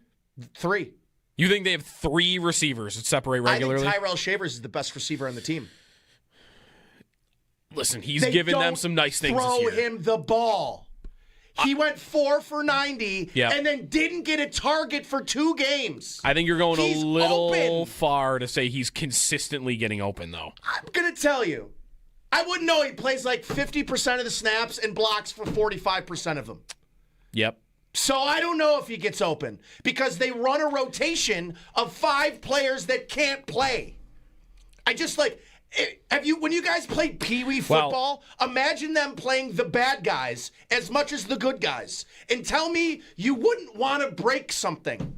Because that's what I feel like when I watch their receivers constantly come on and off the field. Play the good ones. See, that might be where I differ from you a little bit. I don't think there is a combination in this group. I think the combo right now I don't think there is Cooks, Shavers, and Shakir. Like, okay, I'm going to agree with you. That's their best option. Yes. I don't think that's a good trio. I don't think it's good. I don't think it's That's good. not a good receiver. That's not a trio that gets you through. That's not the worst trio in the league. Do you know what is? Not far off. Homer, Shakir, and Coleman is like the worst in the league to me. Shavers, I think, is to me become underrated because they don't throw it to him, and when they do, he makes plays. Throw him the ball. How about that? Just try. He gets 1 target yesterday, 2 targets. Maybe 3. 3. 2 for 36. Makes a great play down the field. It's insane what happens. And you know what? They throw the ball down the field. They get 2 big catches down the field and a pass interference. A pass interference, Joe. Mm-hmm. Do you know that teams, they make a living with that? Because they throw the ball down the field. Yep. I digress. Shavers is pretty good. They don't throw to him enough.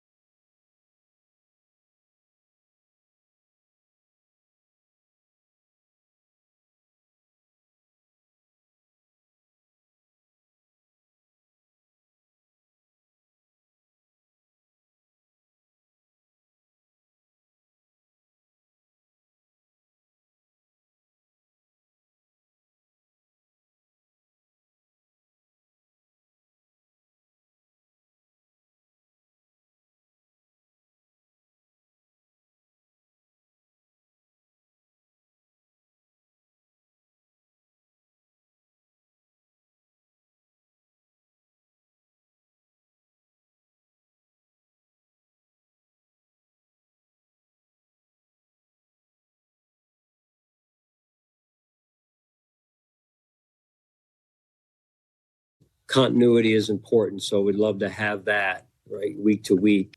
Depending on how the game plan turns out, and some of those things. I think those are the questions we start every week with. Of hey, who do we have available? What does the game plan look like? And then we go from there. And some of those, sometimes, as you know, what we've done, say with McCole over the last few weeks, or 1 week for sure lately with the Cleveland game, was to have him as the 5th wide receiver / special teams piece there too. So a lot of different ways to put it together, and we'll see how it looks this week with Keon and beyond.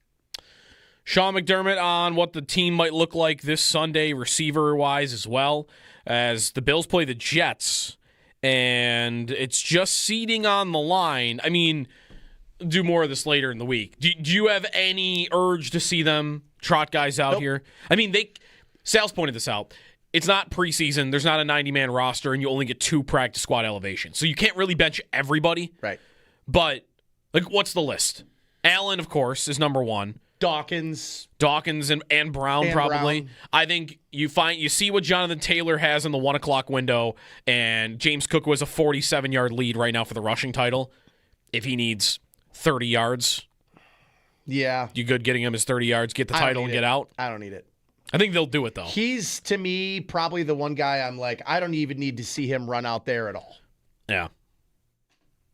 I think they're going to get him the rushing title. They might. As long as, if Taylor goes for 150. Yeah. That might change things. But if it's it could be anything. I mean, if Taylor hasn't been doing a lot lately. If he gets 60 yards and Cook needs 13, I think they're going to get him 13 yards. Yeah, I would agree and then with get that. him out. I would agree with that. But otherwise, I'm in agreement. Cook should be on that list. Both tight ends, right? Just because they've been dealing with injury. Yeah, Kincaid I would and Knox. say Kincaid's out. I don't think you need any receiver sitting. Shakir? Do you care? No. I'd like to see Greg Rousseau on the list just because he plays all the time. And he's been the Bosa. Yeah, those two I think probably sit. Cole Bishop. Just to make him as fresh as possible. And Benford, yeah. Yeah, Benford. I don't need a random concussion for Benford. That already feels like a lot. I'm not sure you can do more than that. Like you might want to sit Harrison or Trey White, but like you gotta someone's got to be available. Matt Milano. Milano. You want to go with like who do you want your linebackers to be Sunday? Joe Andreessen and Dorian Williams. Sure. Yeah, like I think you could figure it out. 803-0550 is the phone number. Let's go. We're gonna get back to the Sabres as well here. 9-game win streak. But first, David in Cleveland. What's up, David? Hey, good morning, guys.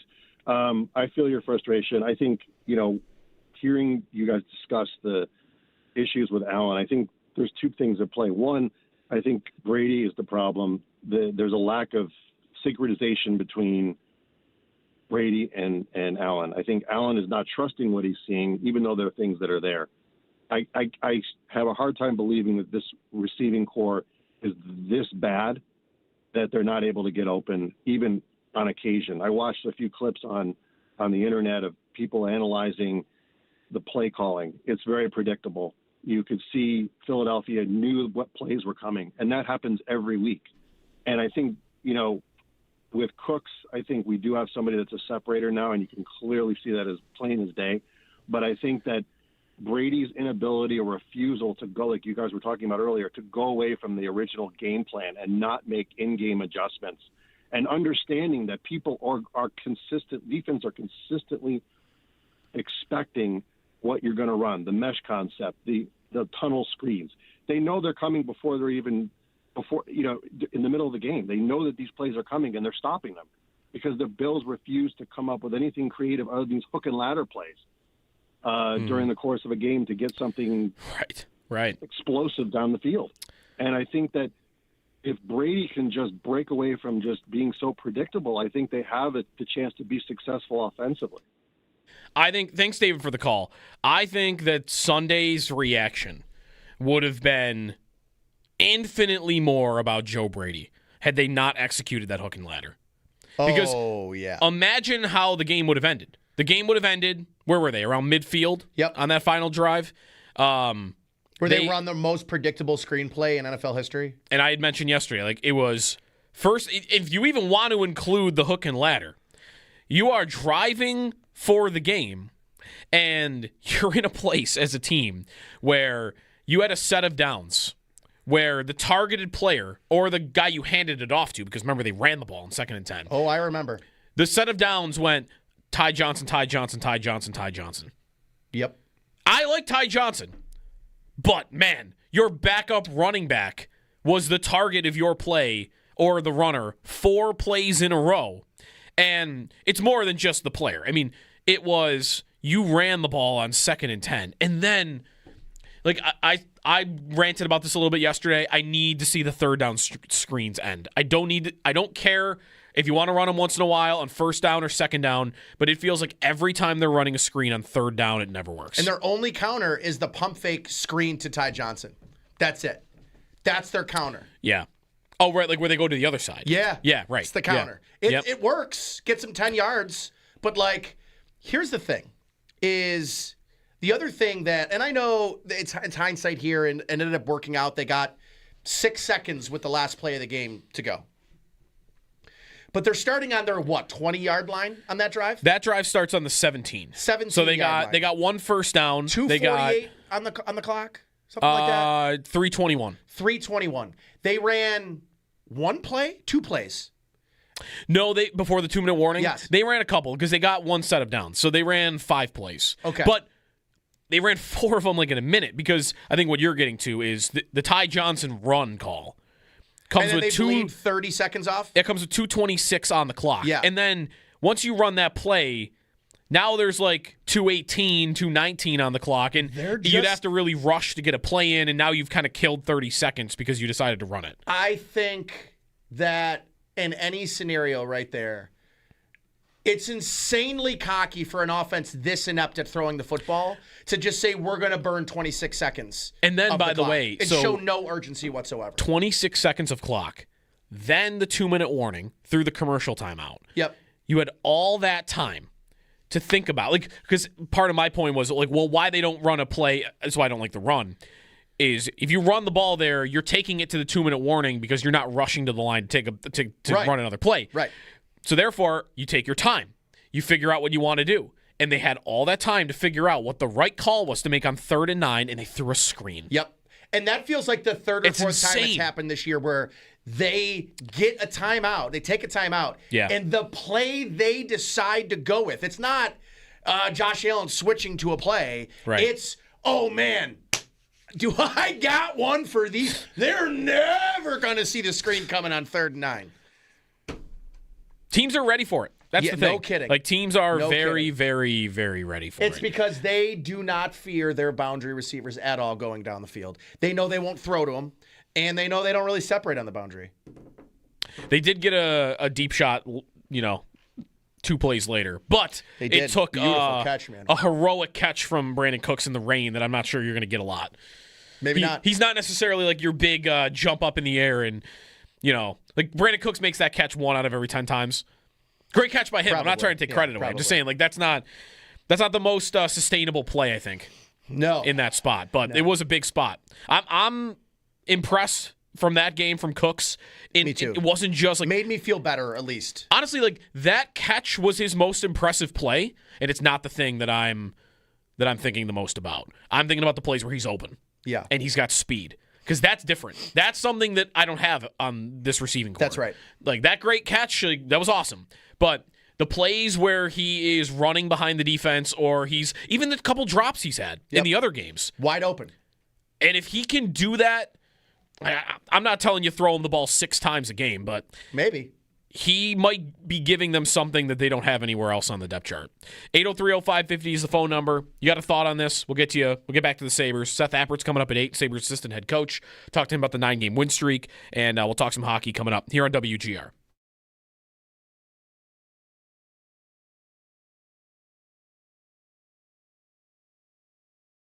The thing they're doing is they are, this season right now with this win streak, they are fighting their way into, for what is going to be for us, a very unique conversation about Alex Tuck. Yes. Yes. They are, because if they are digging in here and they're in a spot by points percentage this morning, and if that is going to be true from here till the deadline, and he's contributing, and last night he gets the belt in the locker room right from the players, and he scores an important goal.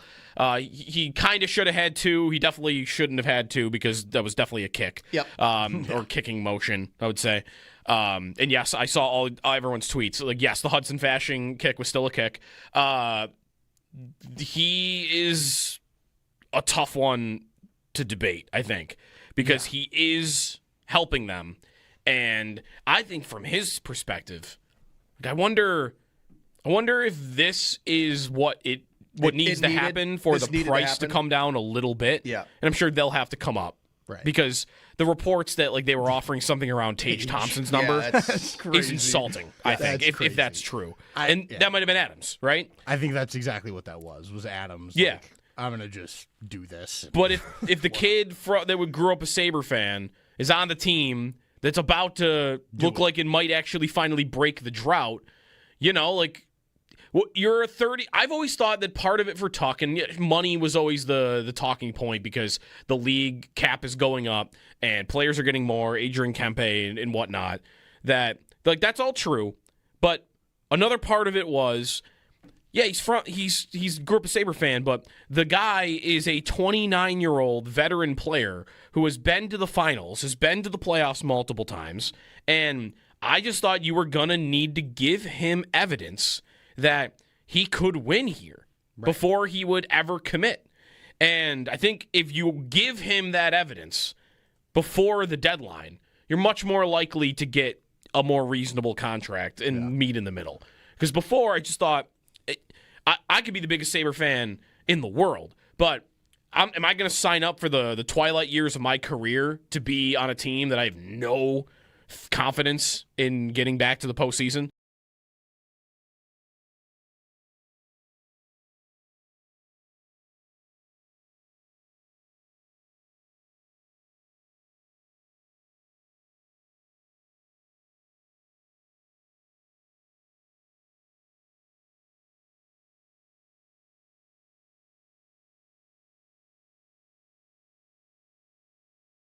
Good morning. It is a 9-game win streak. We had Operation 10 straight last year, and they're going to do it. They're going to, well, we'll see. They have one more game to go, and they've got a tough opponent, so they might not get all the way to 10, but a 9-game win streak after last night's win over the Blues. As I mentioned, we'll get some football today. But story in town, I feel like right now, is the hockey team's actually doing it. They're winning, and a lot of these games, they look really good while they're doing it. We'll talk to Paul today. We'll talk to Seth Appert today, Sabres assistant head coach, will be on with us at 8 a.m. But I'm falling for it. Like, there are some numbers that show maybe it's not as real as we think it is. But I think there are also some indicators that show that, no, this is probably real enough, given that the conference around them is still pretty weak. And you've got teams like Detroit and Montreal that I don't think are all that impressive ahead of you. Like, I'm buying in. I'm buying it, not just buying it on the win streak, because, of course, that's easy. It's fun, and it's easy to watch these games when they're good and winning. But I'm buying in on this is something that is sustainable for them.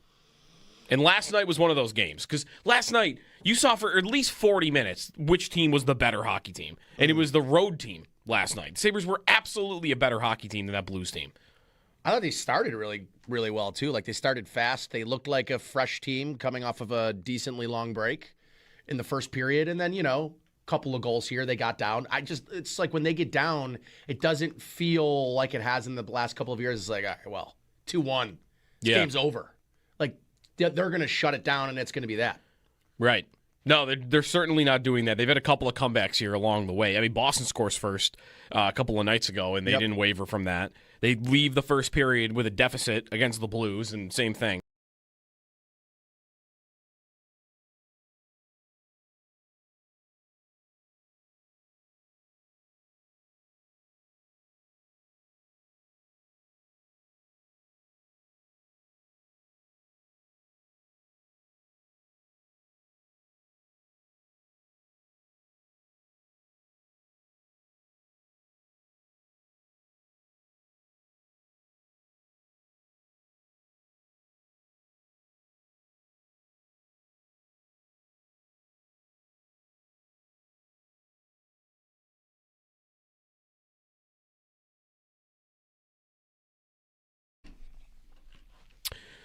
Quick phone call. Don't get back to Sabres. Seth Appert, Sabres assistant head coach, coming up at 8.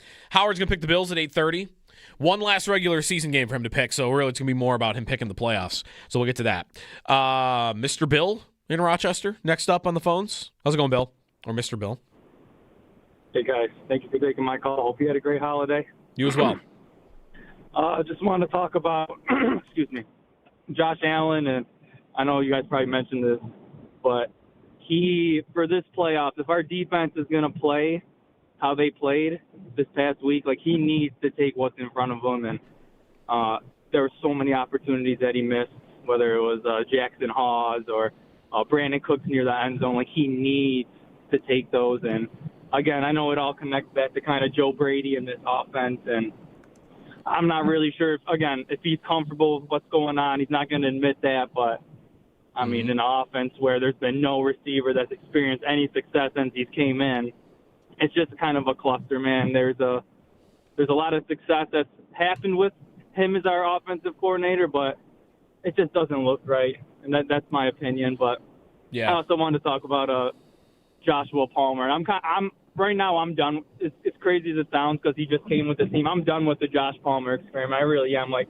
I don't really understand what he's offering this offense. I'd rather have them put somebody else in. I don't think he offers any. He's not bringing any juice, and I'd rather just throw somebody else in right now. And I hope he shuts me up. I will not be mad about that. Don't get me wrong, but I'm just really disappointed with the Josh Palmer experiment. And I know there's been injuries and things of that nature, but he is not bringing anything to this team right now. So no, thank you for taking my call, guys. Yeah, thanks for the call. I mean, really, Palmer.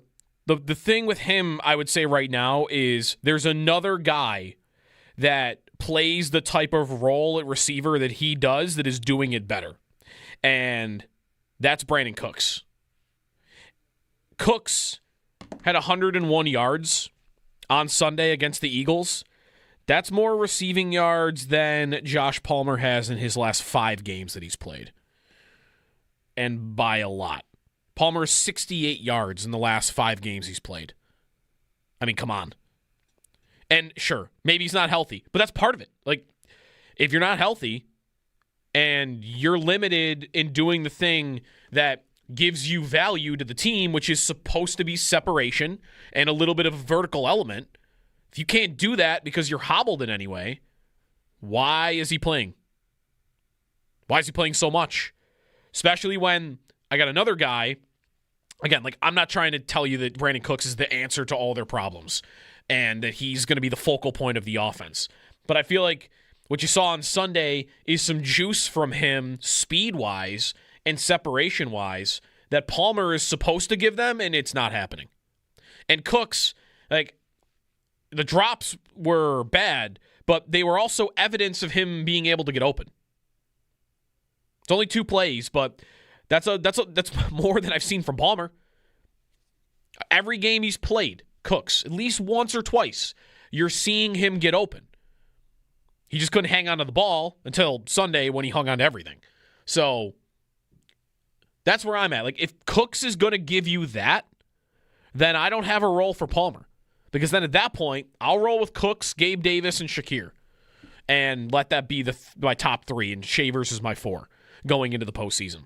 And I don't need Palmer in the mix. Good call. 803-0550 is the phone number. Back to hockey. Seth Appert when we come back. Then Howard picks the Bills at 8:30. But we'll talk to the Sabres assistant head coach first on the 9-game win streak, the win in St. Louis, and Dallas, which is what's next up. That's after the break here on Jeremy and Joe on WGR.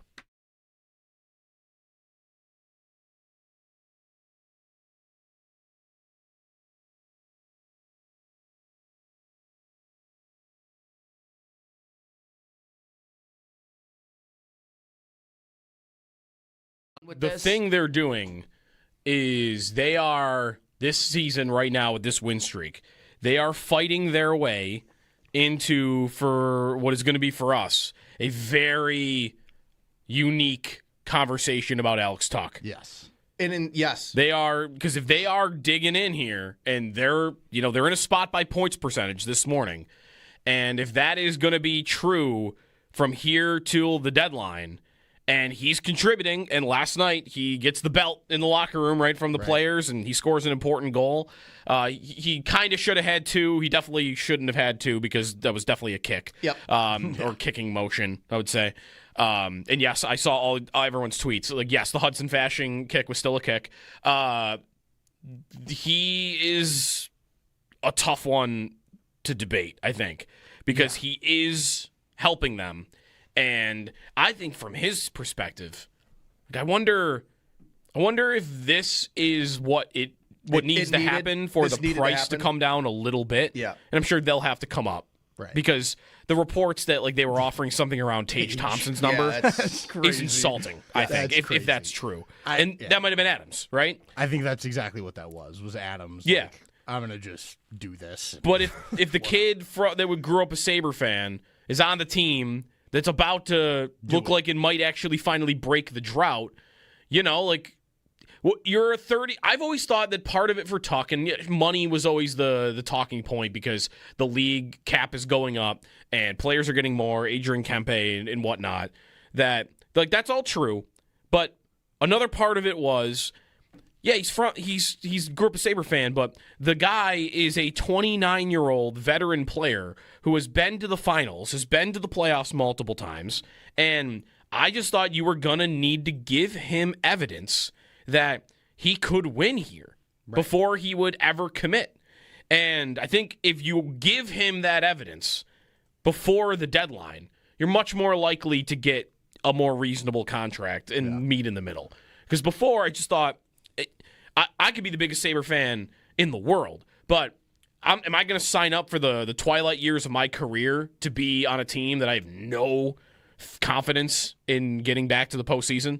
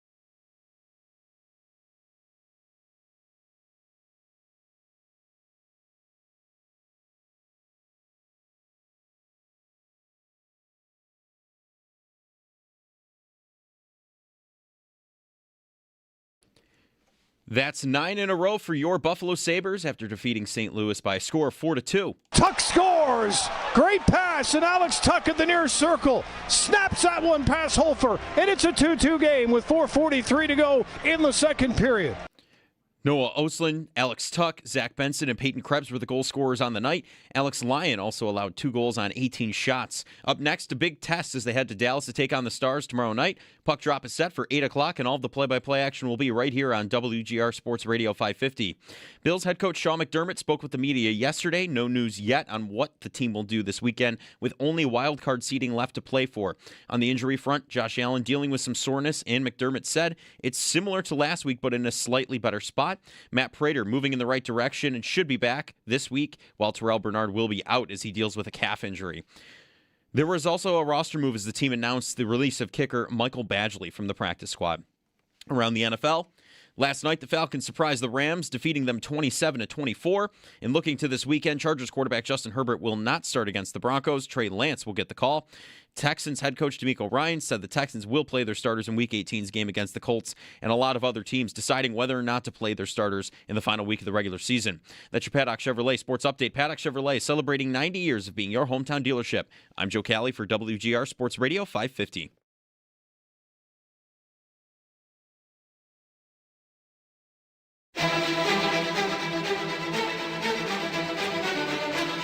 It's Jeremy White and Joe DiBiase. St. Louis unable to clear it out. Here's Norris, 2-on-1 down low, sends it across, scores! Norris with the feed, Oslin with the finish, and Buffalo's up 1-0. Never lose again. This team will never lose again. McLeod centers in front, scores! Benson in front of the net as that puck popped up into the air, and the Sabres with an early goal here. Pretty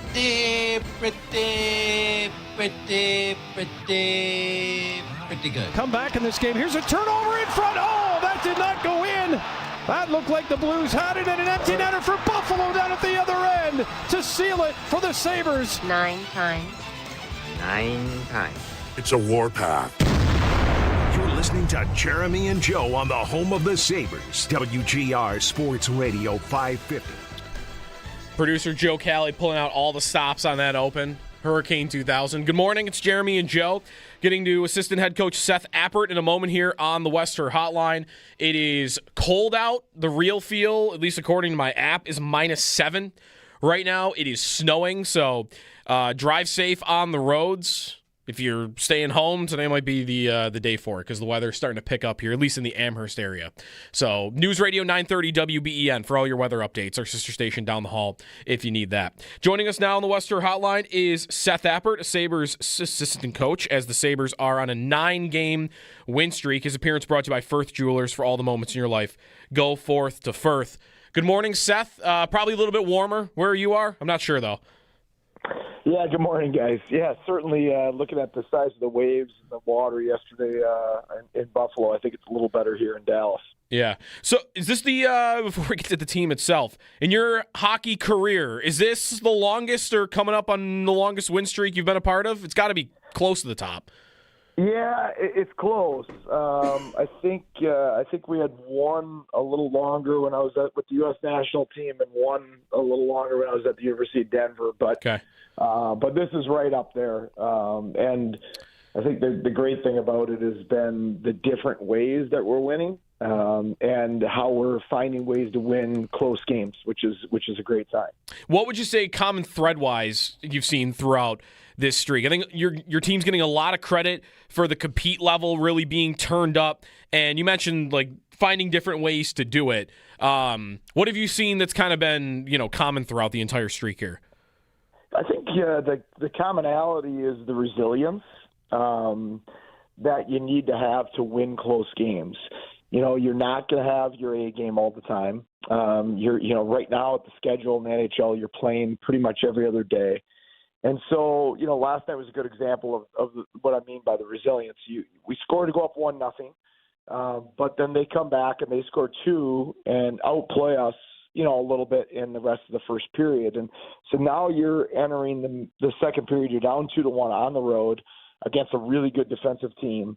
And it took 15 minutes in the second period to tie it up. We were really good in the second, outplayed them. But what I liked about our group right now is that we're not chasing offense. I think, earlier in this year, last year, and other years, like when I was in Rochester watching the Sabres, you're down 2-1 and you're playing good, but you're not getting that tying goal.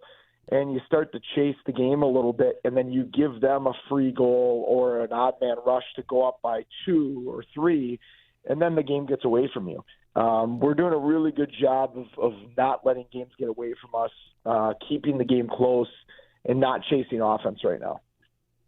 Seth, I wanted to ask a little bit about the goaltending you guys have gotten during this streak, and it's not just coming from one guy. It's been both UPL and Alex Lyon. How much does the confidence of your team, especially maybe offensively, feed off the fact that when they get big saves, it's kind of the easy way to turn around and start and getting some momentum on offense is getting that big save on the other side?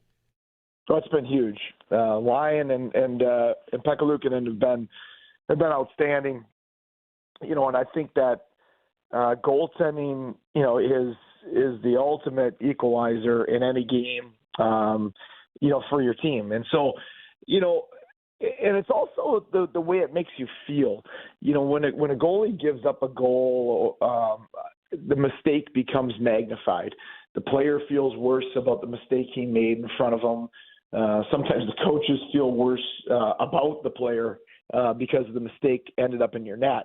And when a goalie makes a save, it's a little bit more of a teaching moment. It's a little bit more of a learning moment of, hey, we can't do that again. And you learn and you move on. And so they're giving us really high-quality goaltending. They're making our opponent earn their goals, and they're giving us a lot of confidence in front of them.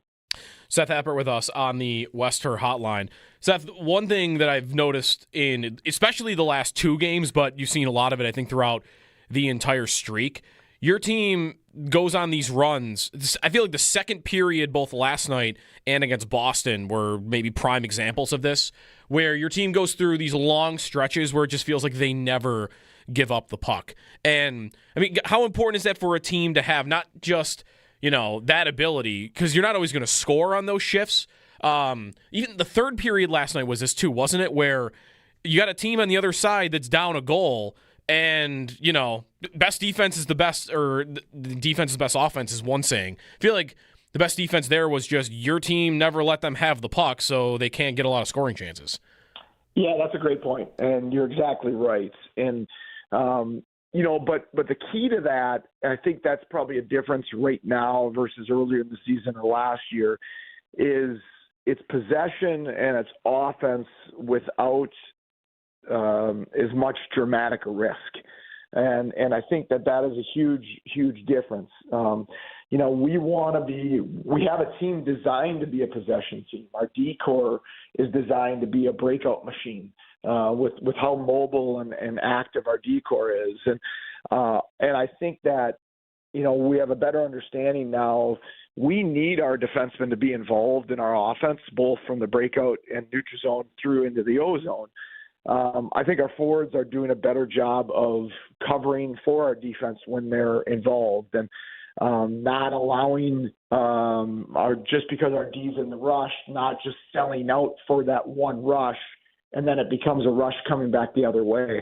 And that allows our D to stay in, to be aggressive, because they have a little more trust right now that our forward group is going to replace them when they're active and involved in the play. That's something where, like Dahlin gives you that, Power gives you that. I feel like that's something that maybe Samuelsson hasn't been known for throughout his career, that it feels like you're getting that from him too now. Yeah, he's been outstanding. He's had a heck of a year. Certainly I have probably a little bias with Sammy. I've coached him since he was 16 years old, and he's always had this. What Sammy has, he has non-flashy offense. I think he's getting rewarded for it right now a little bit more because of how good he's playing. But he's always been very capable offensively, very good with the puck. Really good joining the rush. It's just sometimes it hasn't always turned into offense, and right now some of those plays are ending up in the back of the net. But I think when you have the confidence that he has right now, you're starting to see a little more of that. But like I said, I also think our forwards are earning the trust of players on our back end. And so a player like Matthias feels more confident activating offensively if he knows that our forwards are going to cover for him and it's not going to be something that looks bad going the other direction. Seth, Lindy's talked a lot about one of the reasons being this team kind of finding their stride now is you guys getting healthy. I wanted to ask you about Josh Norris and sort of his presence since re-entering the lineup after, getting injured on opening night. What does he sort of mean to this offense as a whole? And obviously the other night, breaks a stick and dives down on the ground and gets a huge block. It's not to say he hasn't been making an impact on the defensive side, but it just seems like his presence on the offensive side is really, is calming the right word for him, Seth? That's a great word. That is a great word for him. He's and I agree with Lindy.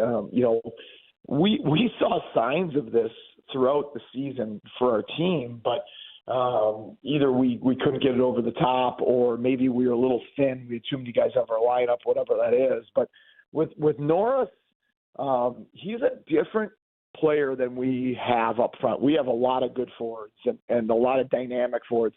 You talk calmness. He's a little calmer and a little more controlled and a little more cerebral than a lot of our other forwards. And so he's a very good fit. He doesn't get enough credit. I like what you mentioned about the diving block shots, and he doesn't get enough credit for how competitive or how good defensively he is, because he does it in a much more controlled manner. It's not it's not a violent manner in terms of his defense. He does it more with his mind and his positioning, and he is a different style of forward that brings a control and a calmness to our group, which has been huge for us.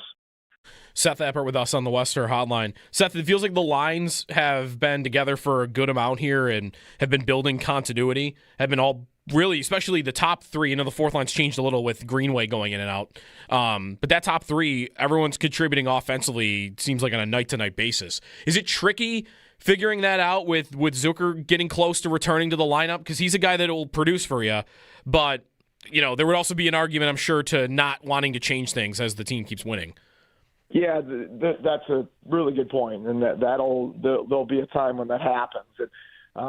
You can't be afraid of change. Just because we're playing good right now, we're a better team when Zucker's in our lineup.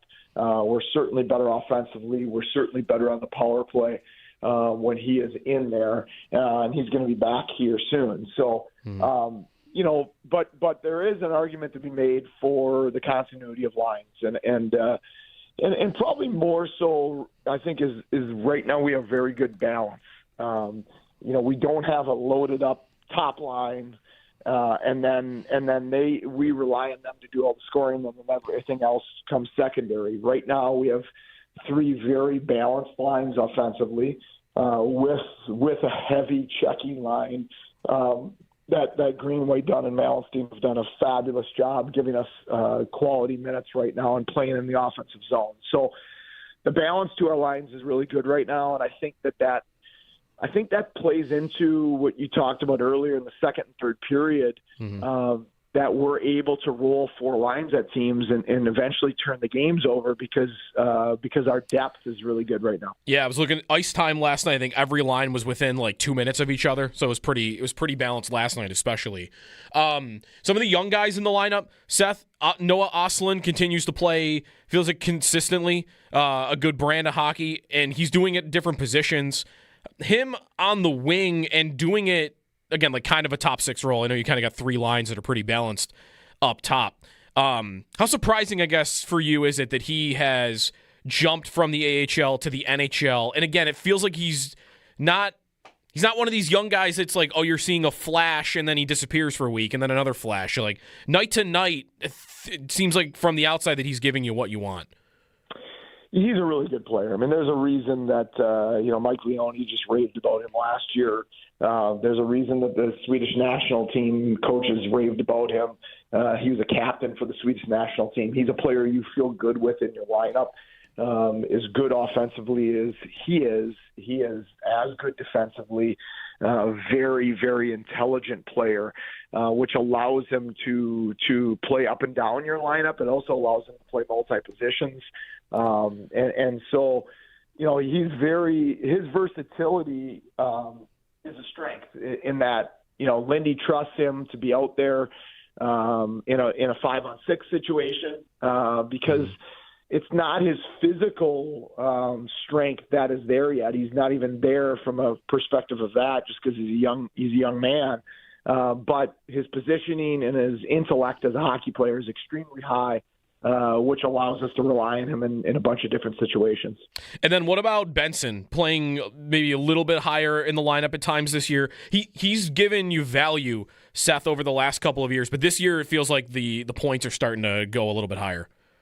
Yeah, and the funny thing about Benson is he's younger than Asselin and Kulik. Right. But because he's been here for a few years, it's easy to forget that. And so he's still a really just emerging, developing player as well. Benson's a junkyard dog, and it's really hard not to love him. He's a guy that you love having on your team. You probably dislike at a high level when you play against him. He's an adjutant. He's around the net front.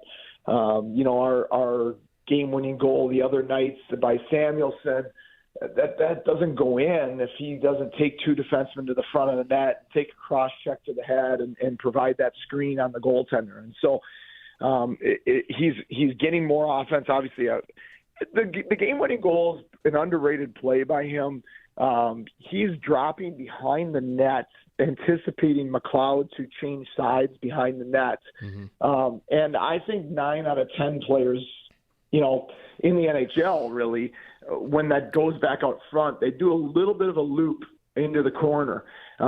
He hits the edges hard and stops on the back post, and then is rewarded by showing his skill and knocking it out of midair. But it's really the skill overshadows the habits and the mentality to be on the inside and get to the hard areas that allowed that goal to happen. Yeah, and you can see, the Samuelson goal against Boston, you've got Lindholm and another one of the Bruins defensemen who are probably a foot taller than him, couldn't get rid of him from the front of the net. Almost feels like because he's so low, that maybe that makes it harder too. It feels like it's really tough to get rid of him when he's in those areas. Yeah, the center of balance certainly can help some of the smaller guys in those areas at times. Yeah. But you have to have a will to be there. There's nothing easy about being at the front of the net in the National Hockey League. You're going to take cross checks. You're going to pay a price. And he is 100 times out of 100, he's willing to pay that price for us. Lastly, Seth, before we let you go, the standings, I don't know how much you're looking at it, but it is pretty wild to look at the East right now, and maybe this is why it's so important to have this streak and keep it rolling, that there's only 4 points separating last in the conference from that final playoff spot, which you guys are now tied for at the moment. So I don't know if this adds to it at all, but it feels like maybe there's extra pressure in the conference right now just because there are so many teams that are still in it. The Eastern Conference is really impressive right now. There's no poor teams. Everybody's either good or really good, and so that tightens everything up. We don't spend a lot of time. The guys are smart. They know where it is. They know the standings. But I think our staff, led by Lindy, we're more process driven. We believe even 10 games ago. We believe if you do the right things, you have the right habits, you do the right things in practice, in the weight room, and in games, that leads to long-term success. With understanding and awareness of where we're at, and pro sports is about winning. So I think what we've done now is we put ourselves in position. But there's a lot of hockey remaining. We got 44 or whatever it is games left, and so we're just taking a one game at a time mentality.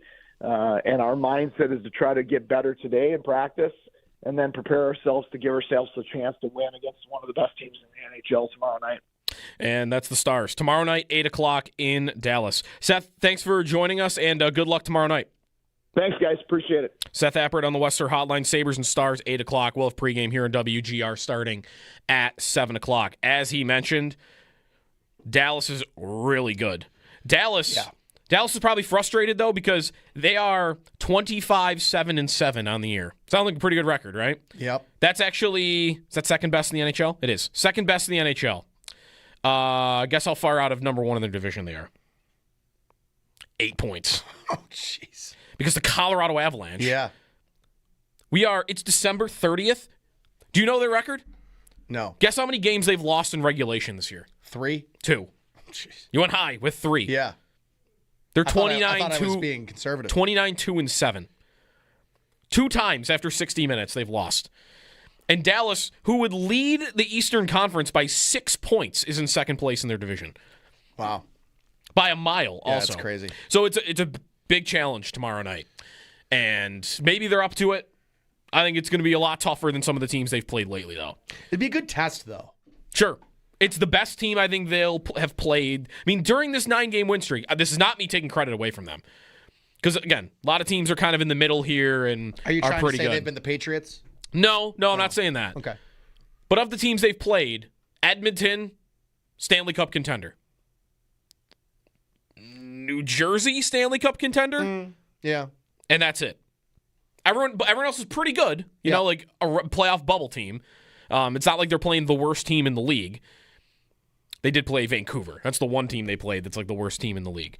But Dallas will be the best team they've played during this stretch. Yeah, if they win that tomorrow night, like this thing is legit.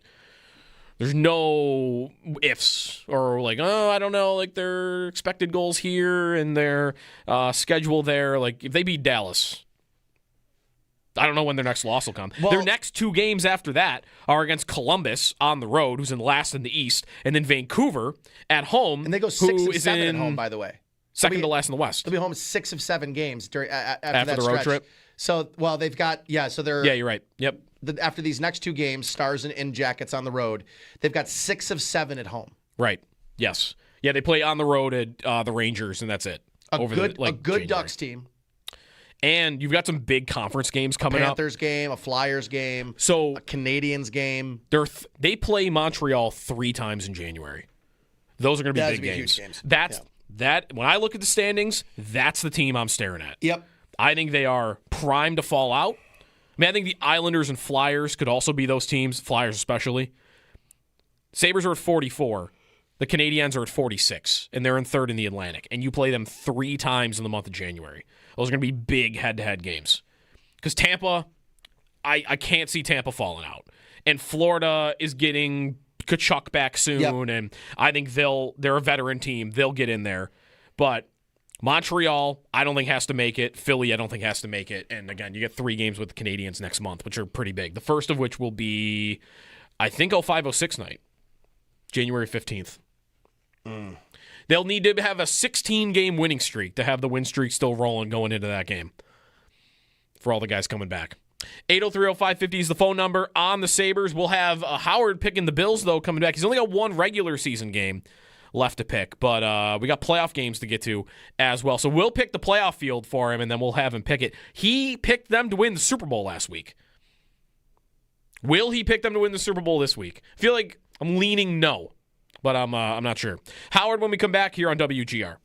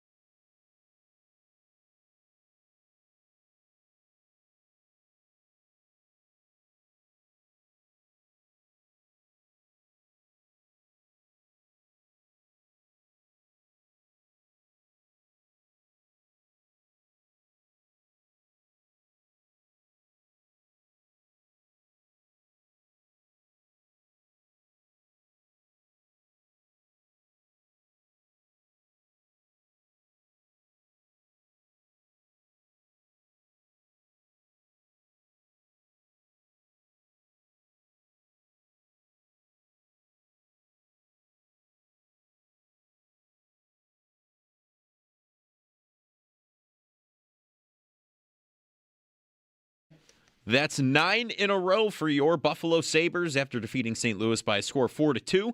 Noah Oslin, Alex Tuck, Zach Benson, and Peyton Krebs were the goal scorers on the night. Alex Lyon also allowed 2 goals on 18 shots. Up next is a big test as they head to Dallas to take on the Stars tomorrow night. Puck drop set for 8 o'clock and all of the play-by-play action right here on WGR Sports Radio 550.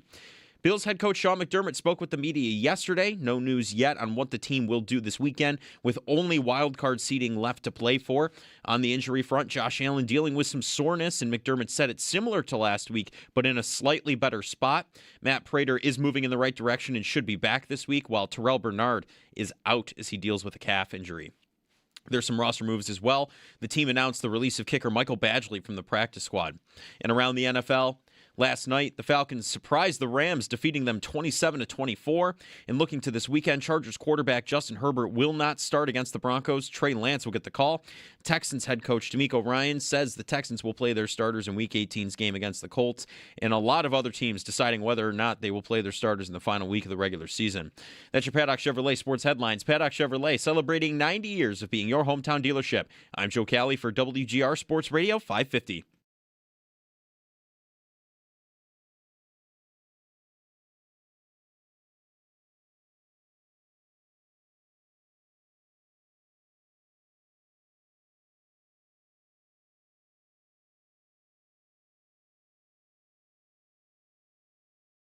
Okay, so a couple things. I agree with the call. Number one, 5 minutes to go, you have no shot winning the game because you're down 13-0. 2, you're really just trying to find a way to steal the division, and so you have to win out, and then New England would have had to lose next week. Unlikely, right? Yeah, very unlikely. Maybe, you never know. And then 3, for me, it always comes down to if you go into that game and you love a play call by your study in that situation, you're like, hey, we got a great play call in this situation, in their 2-point play defense. I love the play call. I feel very confident in it. You call the play, and you trust that your players will execute at a high level.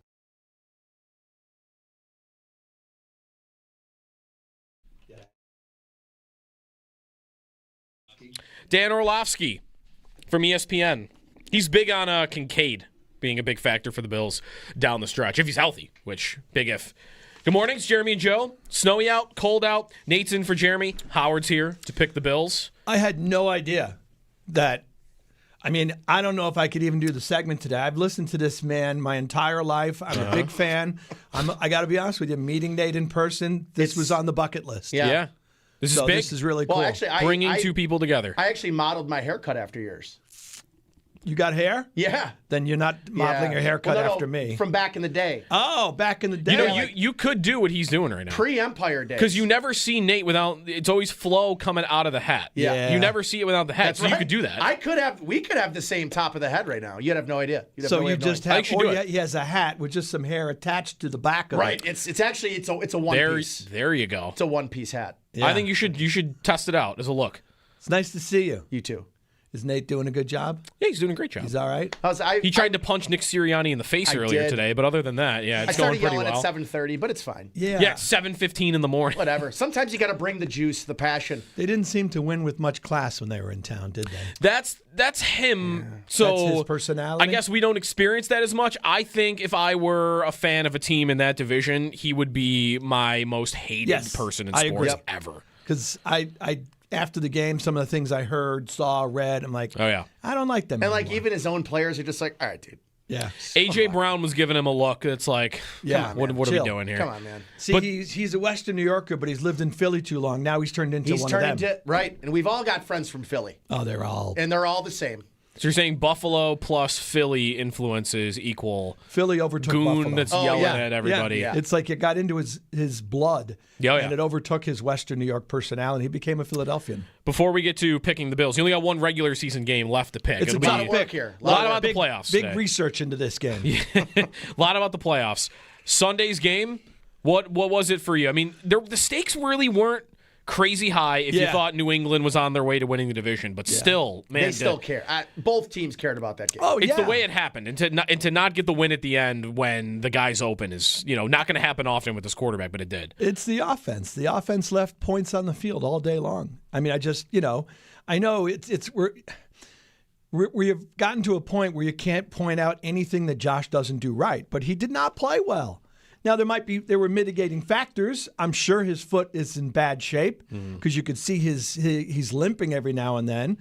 It was windy. It was cold. It was rainy. It was not a day conducive to throwing of the football. Their quarterback didn't complete a pass in the entire second half. But, yeah, Josh missed on plays. Not just the Shakir throw, the 2-point try. You know, the touchdown the bomb to Cooks was, now Josh is hit when he throws it, but if he's in stride, it's a touchdown. Oh, the one over his left shoulder? The 50-yard completion. Oh, yeah, sorry. He had his guy beat by steps. Right. The other one is probably another touchdown where he's looking inside, the ball goes outside. Yep. The Fourth series and goal. that ends with Josh at the goal line. Yep. Shakir is open for a touchdown, but he's got to turn and go behind himself to catch the ball. That slows the play down. He gets tackled. So, yeah, I thought there were, look, I love Josh when he scrambles. He's Superman. Don't take a 19-yard sack. Yeah. You've got either you try a field goal of the 40-ish yard range or it's fourth and maybe manageable if you dump it off short. So I just thought he did not have a good game. And the problem is, this just in, fellas, when he doesn't have a good game, this team's in trouble. Yeah. And thankfully, the silver lining is the defense played great. So if we've all been worried about the defense all season long, if they play like that, Josh doesn't necessarily have to be Superman, but the offense has to do obviously better than they did. They're not a very good offense, but that's the best offensive line they've played all year. And a really good running back. I know when they're running healthy. game. No Lane Johnson, probably not the best, but still. Yeah. Fedarian Mathis, I thought played. I was like, okay. Right, him and Andre Jones were playing I kept meaningful joking snaps. to the guy next to me in the stands. I go, like, who are these guys? I was like, 72 and 75, your best two defensive linemen. I bet you guys had that on your bingo cards. Well, no Daquan Jones, no Jordan Poyer. Bernard, not that he's played great this year. Bernard goes down. Oliver's still out. And they shut down Philly. Yeah. So that's great. You hope that the defense plays like that in the playoffs and Josh plays like Josh and Cook is able to run the ball effectively and all that stuff comes together. Kincaid needs to stay healthy. Yeah. Because when he doesn't play, it's a different passing game. That's my worry, though, right now is from Sunday's game that if you're a physical defense that can stop the run and stop James Cook, you force the Bills to beat you as a passing offense, and they're not capable of doing it. And in the AFC playoffs, as we pointed out earlier, you've got 3 of the top 4 rush defenses in the league going to the postseason in Denver, Houston, and Jacksonville. And those will probably all be really tough matchups for this offense. Yeah, and I was looking at some of the stats yesterday. Jacksonville's pass rush, not so much, but Denver and Houston also have terrific pass rushes. I know we're going to get to all this and pick the Bills. The whole thing about who do you want to play, who do you not want to play, all that stuff, I think we all would like to see Pittsburgh and the Bills. Yeah. But it might not happen. Like I'm worried about a Denver, a Houston, who look what the Eagles did to the Bills' offensive line. I'm worried about what Denver and Houston could do to the Bills' offensive line. And if you disrupt the line and you get to Josh, and there are no guys in the passing game to bail him out when he's in trouble, you're kind of screwed. Before we get to pick the Bills, Pittsburgh and Baltimore are a lot less likely now. The 5 seed's tough because you need some big the Chargers upsets. could lose. If they're not playing Herbert, right? Right. So the Chargers could lose. Denver still hasn't clinched the 1, have they? They have not, so they're going to play. So the Chargers could lose. Then you need either Houston or Jackson. That's going to be Tennessee. You need Tennessee or Indy. Tennessee. Tennessee or Indy's got to win for that. I don't think Jacksonville's losing to the Titans. Yeah, but maybe Houston to Indy. If you don't get the 5 and it's the 6 or the 7, do you have a preference between Denver, New England, Jacksonville? Out of that. Or are they all the same to you? Or close enough? No, I don't think they're all the same to me. I would like to avoid Denver's defense, quite honestly. Yeah. And out of that, I will tell you, I have not seen enough of Jacksonville. Yeah. So I would say I have no problem going to Foxborough and playing New England. That's where I'm at. I have seen a lot of Jacksonville, and they're the number 1 team I don't want to play right now. I think I'd want to play New England. The only thing I think about Jacksonville is their low could be the lowest of anybody in the AFC. Their high is maybe better than anyone, but what their makes low you say bad. that? Is it just Lawrence having a bad game in the big moment? Yeah. Because they do everything pretty, like they don't really have a flaw. I mean, they got lit up by the Rams. They lost 35-0. But They went into Denver and put a whooping on the Broncos defense. That game kind of scared me a little bit about Jacksonville. And it's about how you're playing now, not how you played in the middle of the season. They also lost to the Rams a long time ago, and that was before the Jacoby Myers trade, and they've been a very different team since that happened. He's been great for them. All right, let's get to Howard picks the Bills. A tradition unlike any other. You hope that the NFL replay process blows up. You in their want to face. watch it self-destruct. Yes, I do. Which is the same thing as them wanting to hear you pick the Bills. Completely different. I'm right, they're wrong. It's Time for Howard to pick the Bills! I don't think people are probably thinking Barkley's going to run for like 250 in this game. He won't. He'll get his yards, but I do think the Bills will find a way to pull this one out.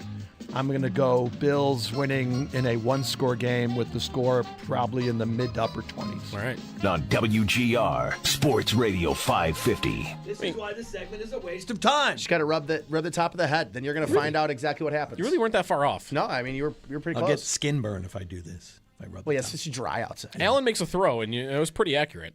Hey, he didn't run for 250. And he didn't run he for did not. 250. They held him in check.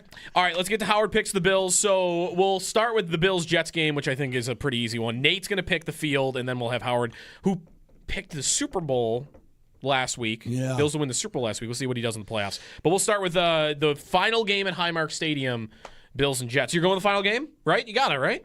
No. You see the stadium? So you've seen the last stadium? I've been to plenty. All right. Yeah, I'm good.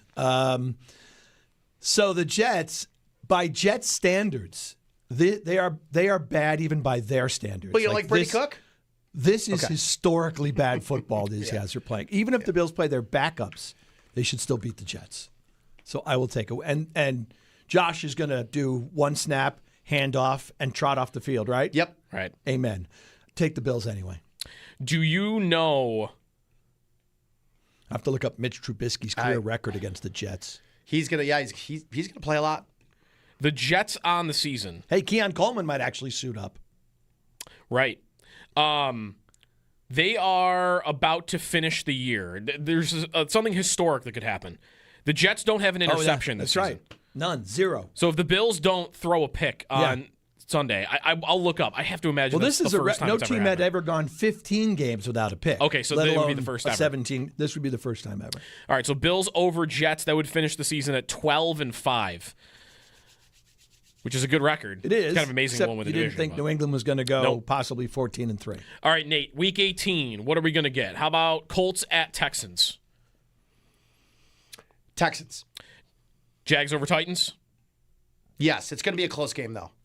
Really? I think the Titans have been Really? playing everybody close. Chargers with Trey Lance at Denver. Trey Lance. It's gonna be Denver. Denver's gonna try to win that game for the 1 seed. Give me Denver.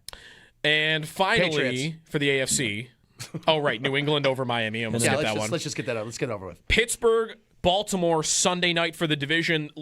I'm asking you before we really know if Lamar's playing, but who do you got winning that game? Steelers. That would be so Steelers, wouldn't it? Yep. Lose to Cleveland and Yep. beat Baltimore. Yep. All right, so Pittsburgh wins the division. And now real quick, who do you got in the NFC South? You want to go Carolina just because they're more likely? Let's go Carolina. Because if Atlanta Yep. beats New Orleans, Carolina's the division winner. It doesn't regardless matter. of what happens. Tampa. Yeah, Yeah. give me Carolina. All right, so we go to the postseason. The Bills are at the Jaguars, which is their most likely opponent right now. So, Howard, this is where the McDermott era began in the postseason. It's a revenge game. You know? It's a revenge game for 9-6. 10-6 Was a regular season game. Ben Koyak. Well, no, wasn't there a 9-6 game against Urban Meyer? Yeah. That's the game I have That's the Urban Meyer I've game. forgotten that. Pretty sure. And then, of 9-6, course, the playoff loss. What was that? 10? That was like 10-7. Yeah, 10-6. I will take the Bills to get a revenge victory in Jacksonville. That'd be an impressive win. I think the Jags are good. Bills over Jaguars. Nate, Chargers at Patriots in round 1. Give me the Patriots. Texans at Steelers. Texans. Yeah. That would set up in the second round of the AFC playoffs. Actually, I should have you pick the NFC in case Howard has them going all the way. Green Bay at Chicago. Chicago. LA at Philly. LA. Niners at Panthers. Niners. Okay. AFC second round. Howard, you got Broncos hosting the Bills. Juicy. Sorry, that's the team I don't want them to face. Oh, that are Houston. That's the one I'm most excited to face. Their offense stinks. Defense is good, though. I get it. Defense is good. But the Bills could lose a 13-12 Yes, game they could. again. Yes, So, they could. I will take Denver. Denver to beat the Bills in the divisional round. Yep. Excuse me, I just want to turn my phone off. Yeah, good idea. And stay off social media. Denver over Buffalo. Okay. Well, I guess we stop right there then. That's it. You'll get out on time. We can get out on time. He just ended the season. Do we want to just in Denver? Do we want to maybe spend a couple minutes talking about the Knicks? 23-9, huh? And I thought the coaching change was a bad idea. Me too. He's been, but he's excellent. playing. They're going deep in the bench and everything. He might get the third NBA coach. I mean, how many other people have won it twice? Oh, with 3 different teams? Yes. You know, before you get rolling on the Knicks, maybe I do want to find something out from this exercise very quickly. Yeah. I want to see how far you've got New England going. Interestingly. So New England, beating the Houston, Chargers. New England, Houston in round 2. Ooh. I got Houston. Houston? Yep. So you would have Denver, Houston in the AFC Championship. Yep. And that is the two best defenses in football. Low scoring. Yeah. Oh, game. yes. Yeah. Bad offenses, great defenses. Who wins it? I would take Houston. Houston. Yeah. If Houston goes to the Super Bowl with that offense, I know. Denver, though, you know, the funny thing is with them, I'm not a huge Bo Nix guy. Either am I. But I like him, but he makes, because their defense is so good and because all their games are so close, all he does is make a handful of plays in the fourth quarter, and they end up winning football games. his average depth of target's like 30th in football. do they almost remind you, like the way you said that made me think, aren't they kind of then like, not to this extreme, are they almost like the Tebow Broncos? Ooh. Great defense. Their quarterback's making plays in the fourth Not to quarter. the It's not that No, extreme. but I mean, but that was Tebow the same couldn't- concept. Right, but Tebow couldn't play quarterback. He didn't but- have to make a bunch of plays. Right. Because he didn't. No. No, yeah. But if he ever did, it was usually like end of game. I'm not And as always down clutch. on Bo Nix as a lot of people. Like, I think he's fine, but I just think that they don't push the ball down the field, and I don't think their run game's particularly good. Yeah. I guess if I was going to say I'm afraid of Bo Nix of one thing, it's his feet. I think he can move. I don't think he uses it enough. Yeah, that wouldn't be why. I mean, I wouldn't be worried about facing Bo Nix. I don't think anybody would. I think the legs. I just don't. I'm worried about the Bills' offense shut matching down. up against a defense that can Listen, just dominate. If that happens, and maybe that would happen against Houston too, or maybe even Jacksonville, that would set up a different type of offseason. Because a lot of these offseasons have been following, McDermott's defense got torched by Mahomes or whoever. Yeah. This would be, all right, we're going to the offseason, and the offense got shut down at that end of the season. Well, look, and the offense, we'll see how they do. Again, forget the Jets game. The stats, whatever happens Sunday, meaningless. Yep. So, in theory, they would win a wild card game, right? Did we have them winning a wild? Yeah. Beating Jacksonville. The offense did not look good against Cleveland. It was even worse against Philly. If the offense tanks in the postseason, look, they have to redo the wide receiver group in the offseason anyway. Shakir's back. After that, do whatever you want to do. Right. Because they have to find threats to help this passing game. They have to make this offense scary again. All right. Howard's got him losing in the divisional round to Denver. You don't have final to game keep at mentioning Highmark. that, Joe. I'm just going to keep saying it. I mean, it's I gonna might get say next tweeted. segment, too. Did you And know the we're on segment video now? So yeah, I saw there's a little camera. That's why the lights are on. It's harder to run from your takes nowadays. You retired at the right time. They're on TikTok now. I can't run from takes. I'd pull a hamstring anyway. Yeah. That's a good point. Nice to see you, boys. Thank you, too. Howard. Happy New Year. Yes, Happy New Year. Howard picks the Bills. We will have Paul coming up in the 9 o'clock hour. Sabres on a 9-game win streak. From Howard to Paul. Howard to Paul. Wow, I don't know, boys. Go ahead. You might Make as a well joke. just retire today. It won't get any better. No. He thought we were going to make an old joke. I was going to say I was waiting a for handsome joke. Well, you go from old to older. That's Howard there to you go. Paul, so That's a that's good all point. right. Yeah. We're getting older with Paul coming up here on WGR.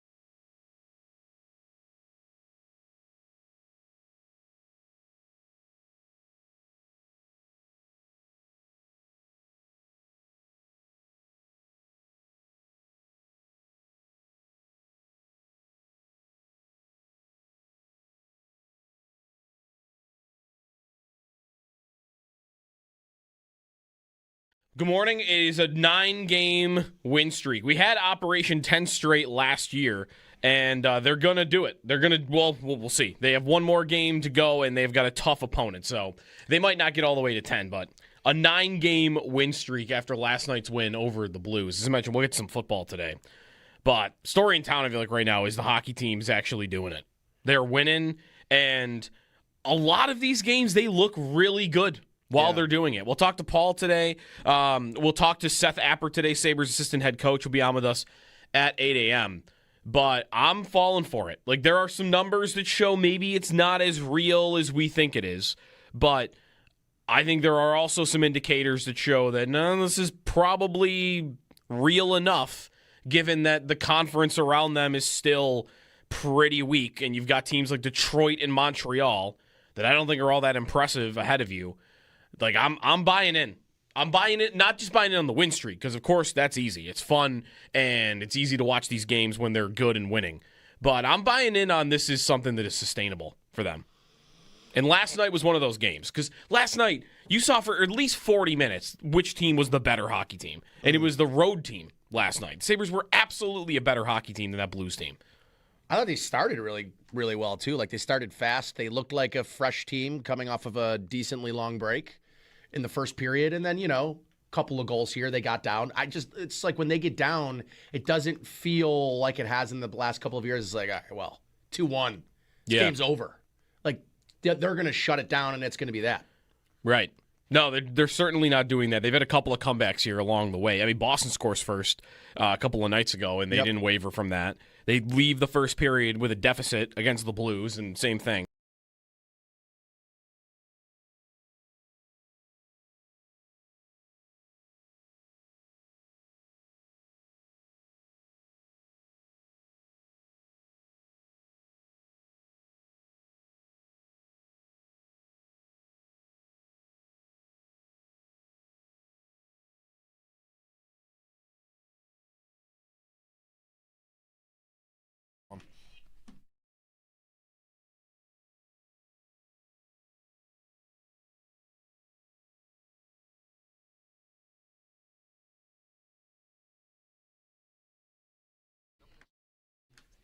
I guess the possibility of them playing at home is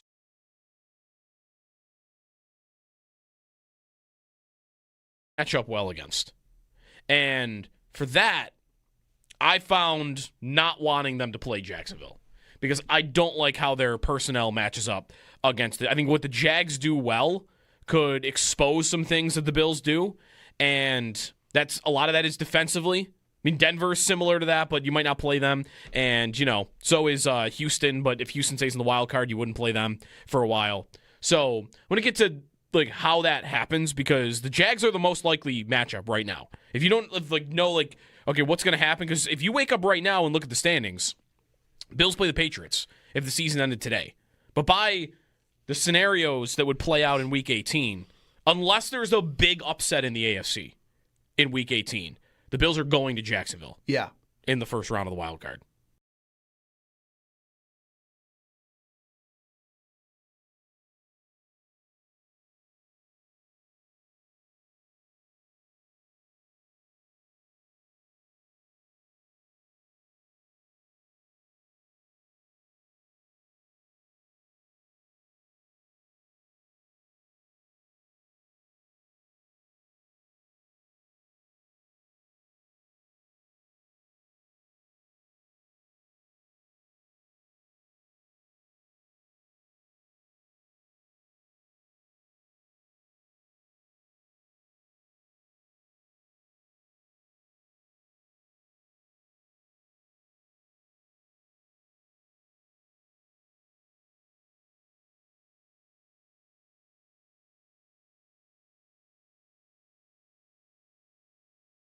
All right, we got Paul coming up next on the Sabres' 9-game win streak. Very, very quickly here. Did you see the updated MVP odds after last night? Matt Stafford takes a giant drop. He was the favorite yesterday. And this morning, Drake May minus 400. If Drake May's part of it is Stafford's, he played a poor game last night. And he's had a couple lately. But throwing 5 touchdowns in the first half against the worst team in the league, I don't know. Yeah. Good for him. And listen, Drake May will have. It will be another year where, like, man. Yep. They really didn't beat anybody. Nope. Well, we'll see if they get to the playoffs, and that's kind of why I want the Bills-Patriots matchup in round 1 because, hey, you won the division. No one will care if you lost in the first round of the Bills. That's correct. No one will care. That's correct. Time out here, Paul, when we come back here on WGR.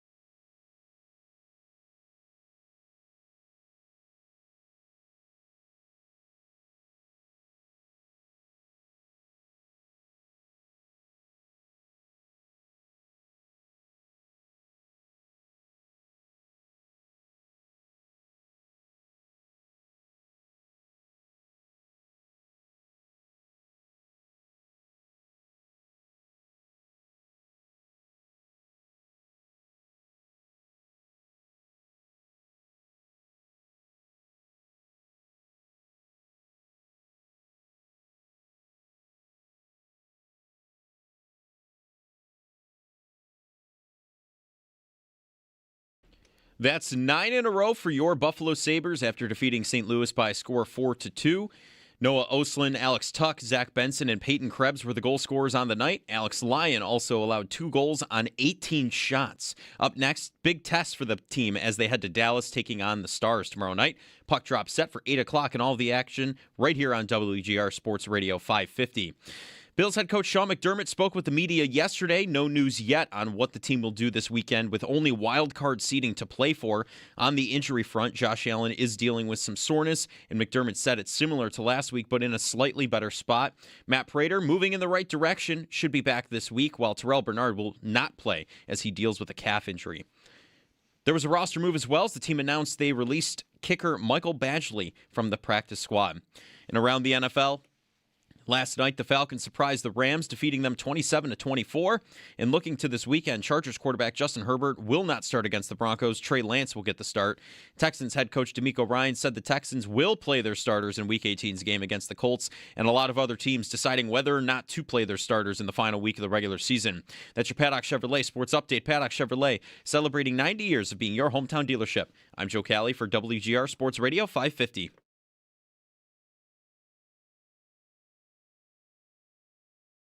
It's Paul Hamilton.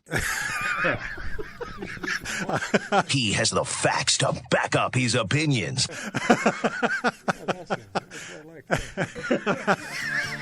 On WGR Sports Radio 550. Welcome back. It's Jeremy and Joe. Jeremy's off. Nate's in.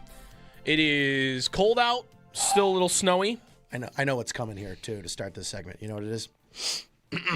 Is it a Paul fantasy chirp? Because he was sure to let me know the second I lost in this league. I was upset because I think I texted Paul that morning. I was like, Paul, great job. Great. I mean, that was his best segment of the year. But I should have spoke too soon after I lost yesterday. So. Get him, Paul. What happened? Had the lead, too, Paul. Yeah, you were looking good. Mm-hmm. And then B. John Robinson happened. Yeah, I thought you kind of had it. But still, runner-up is pretty good. So, you'll be happy with that, I think. Drake London going 1 for 5 also, What are you going to do with that? What are you going to do with that, That's not great. And that's the thing. You got to play him. I mean, yeah, right.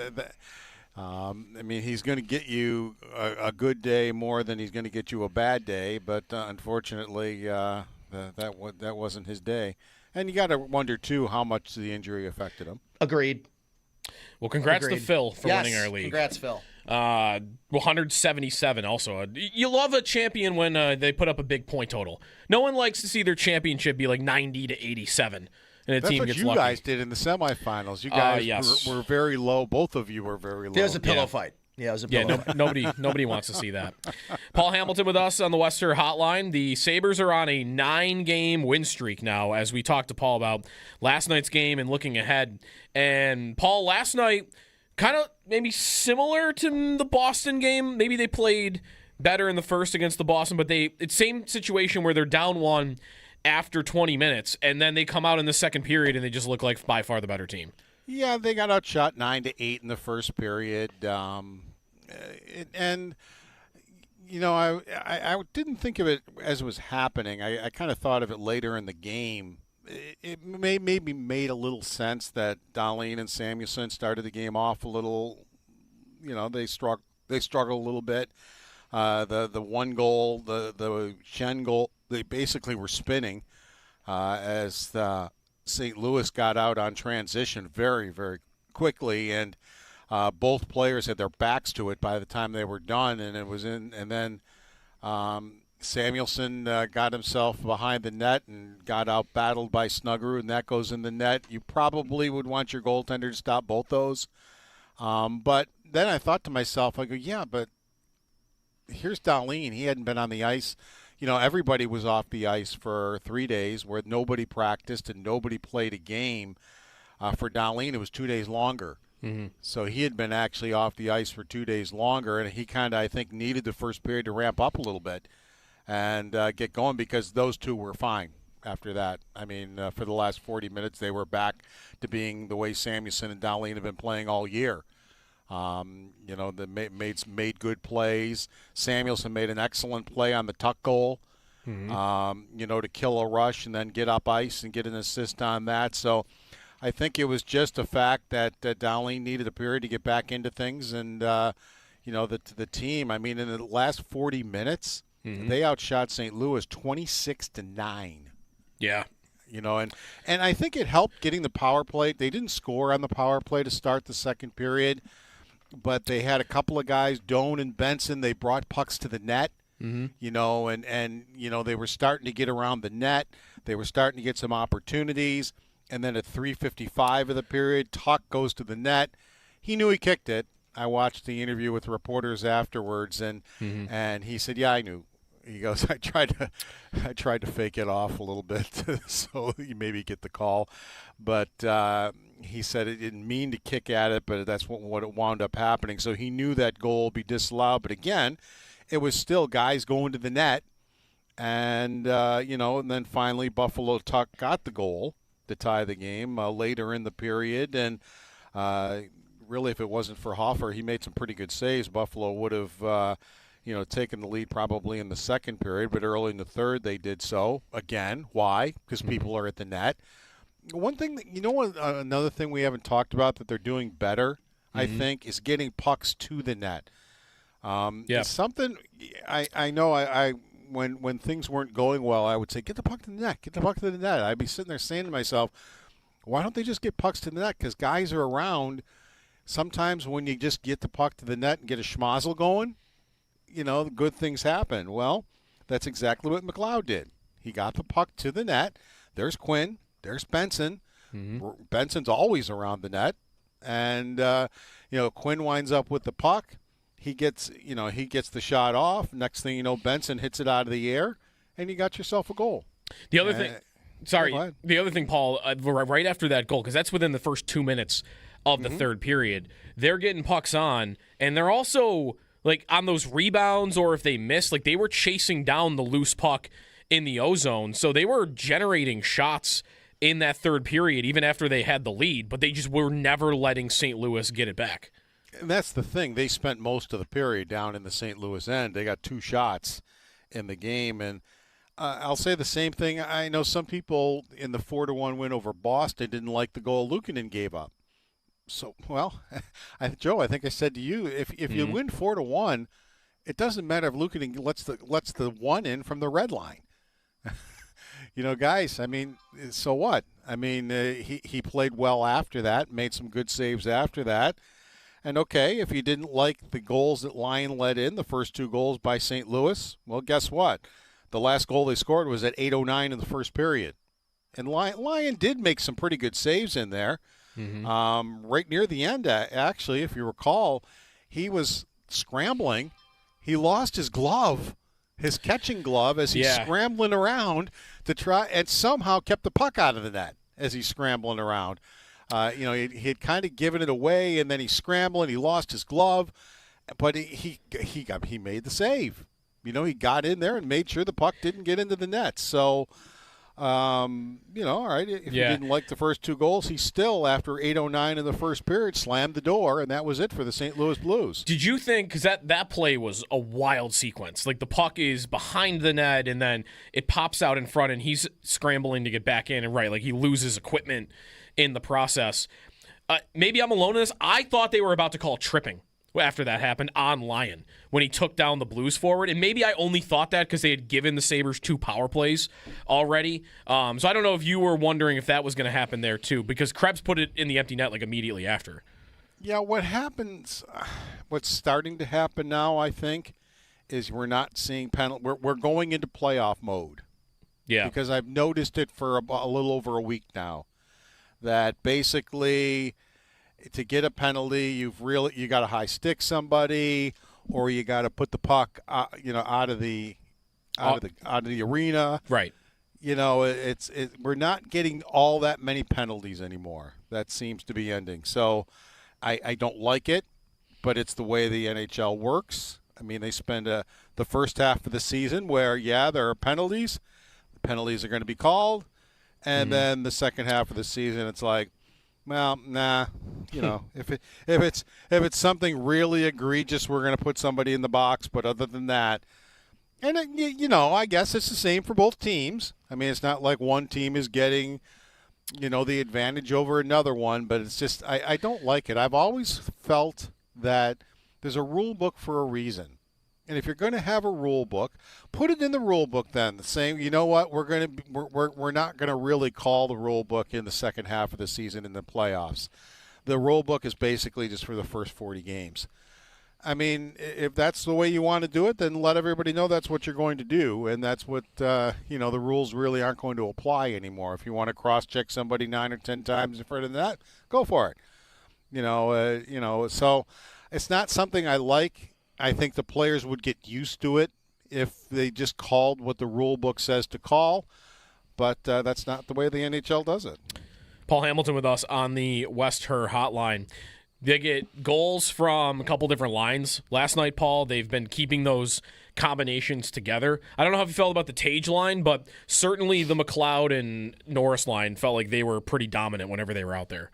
Yeah, I mean, the Norris line, right off the bat, Norris forces Mayu into a bad turnover and immediately turns it around into a 2-on-1 and puts a perfect pass over to Ostlund. It's in the net, and you've made St. Louis. And St. Louis was really turning the puck. In the first period, even when Buffalo was trying to find its legs, St. Louis was turning the puck over for the Sabres. They just couldn't take advantage of it, you know, in the first period. But, you know, Benson now that was his fourth, so he's starting to get on the board. It took him a long time to get his first goal. Mm-hmm. Krebs' empty netter is his third. I mean, it took him a long time to get on the board. Now they're starting to, you know, get on the board a little bit and score. I had a few people commenting on Thompson or whatever. I didn't think they were that bad.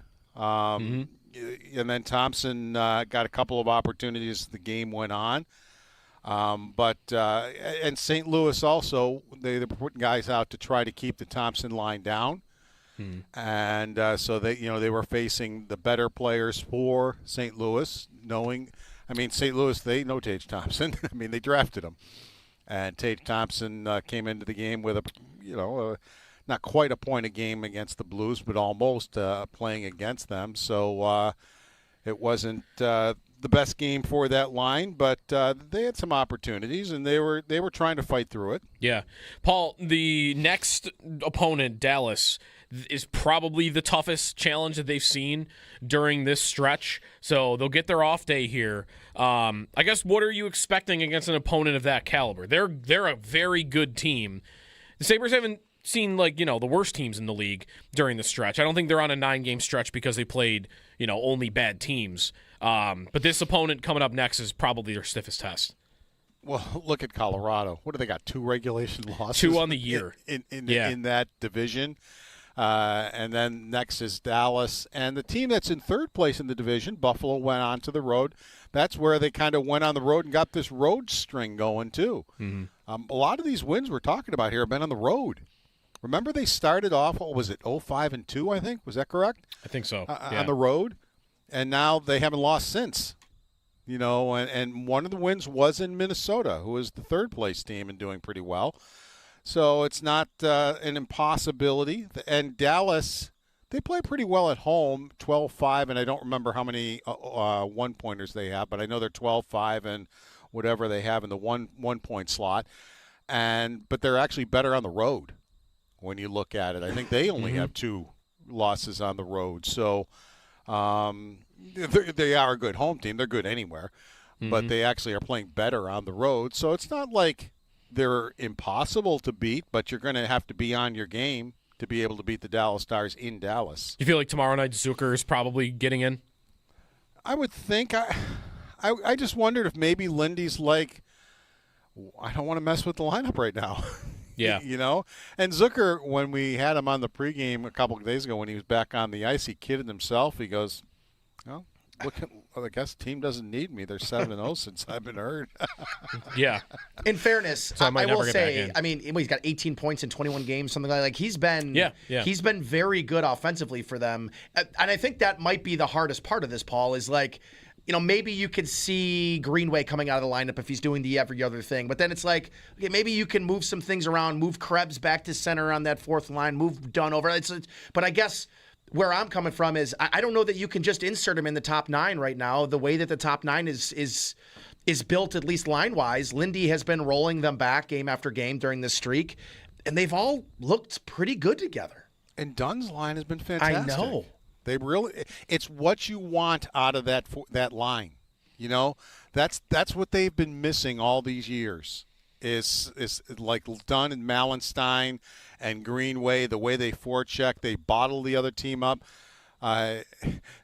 Lindy Ruff was saying the other day, Dunn's going to score pretty soon because if you think about it, he gets 1 or 2 scoring chances a game. And Lindy Ruff said, I think it's going to go in for him pretty soon. The way he's playing and the way he's always around the net.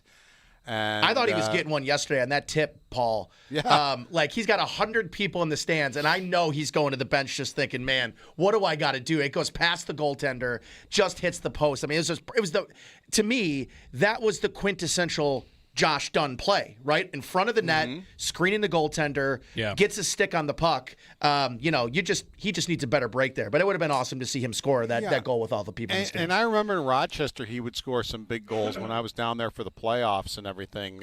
He'd be on the power play, causing that kind of havoc in front of the net. So at least in the AHL level, he was able to put the puck in the net a little bit. So now I don't think he's going to be like that on the NHL level, but he's doing other things. So I wouldn't want to mess with that line right now either, but Greenway is still in this program that they have had, and he's been playing better being on this program. I've noticed his game has been better. So it might be a game where he might be out, so that might be where Zucker goes back in, at least for this game. And then you never know what kind of injuries you're going to get or whatever. But so it wouldn't surprise me if Zucker goes in for Greenway against Dallas. Paul Hamilton with us. Paul, looking at the standings, they are tied in points for the final spot. They're actually ahead of Washington by points percentage. Yeah, I go by points percentage, so I'm saying they're in. Because right now they're tied with Florida. Florida would have the tiebreaker to be in 7th. Buffalo would be in 8th. Mm-hmm.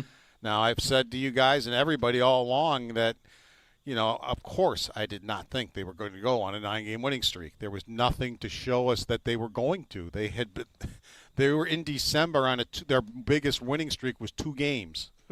So there was nothing in the past couple of years for this team to show us that they were capable of going on that streak. But I did say, and Joe, I said it to you many times, and Nate, I may have when you were on too, if they're going to get out of this and get in it, it's going to take a 10-game winning streak. And they're still not in it. They're still not in it, though. Well, yeah, they are. They're kind of in it. Right. They're technically still out. It just goes to show you, I go by points percentage because it takes games in hand out of the equation. So to me, they're in it. So I was wrong. It didn't take 10 games. It took 9. So I was off by 1 game. And they're still not in the playoffs. I mean, there's still a lot of hockey to be played. I mean, it's not like they did it. They made the playoffs. They came all the way back. Well, yeah, and they may have put themselves in a spot. But as Byram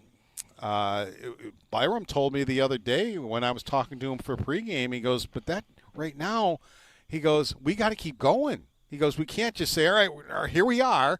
We've won X amount of games in a row, and we're in the race. He goes, we got to stay in the race. He goes, we got to keep. He goes, we can't. He goes, we still have put ourselves in a position where we can't go on a bad streak here. It just took this fantastic streak to get you back into the conversation.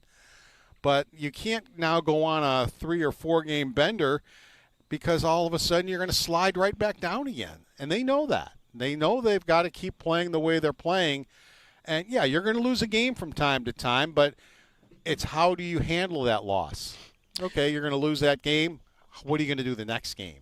And that's the sign of a good team or a very much improving team. And if they do keep it up, Paul, is there a team or a couple teams that you look at in the East right now and think that's a team that's vulnerable for the Sabres to jump over and stay over? I mean, like Florida and Tampa feel a little different because those are veteran teams, and Florida will get Tkachuk back. So I don't know if you want to count on one of those teams missing, but Philly, Montreal, the Islanders, Detroit, like there's some of these teams that haven't been consistent playoff teams that maybe you'd look at and think that they might be due for some regression at some point. Yeah, I didn't think Montreal and Detroit would be there where they are right now.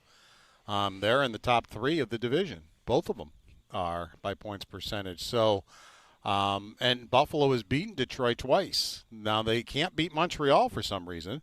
Mm-hmm. And Montreal has had their number for a couple of years now. But Buffalo, and this, you might want to say this is maybe where it got started, was in Detroit, where you were down 4-1.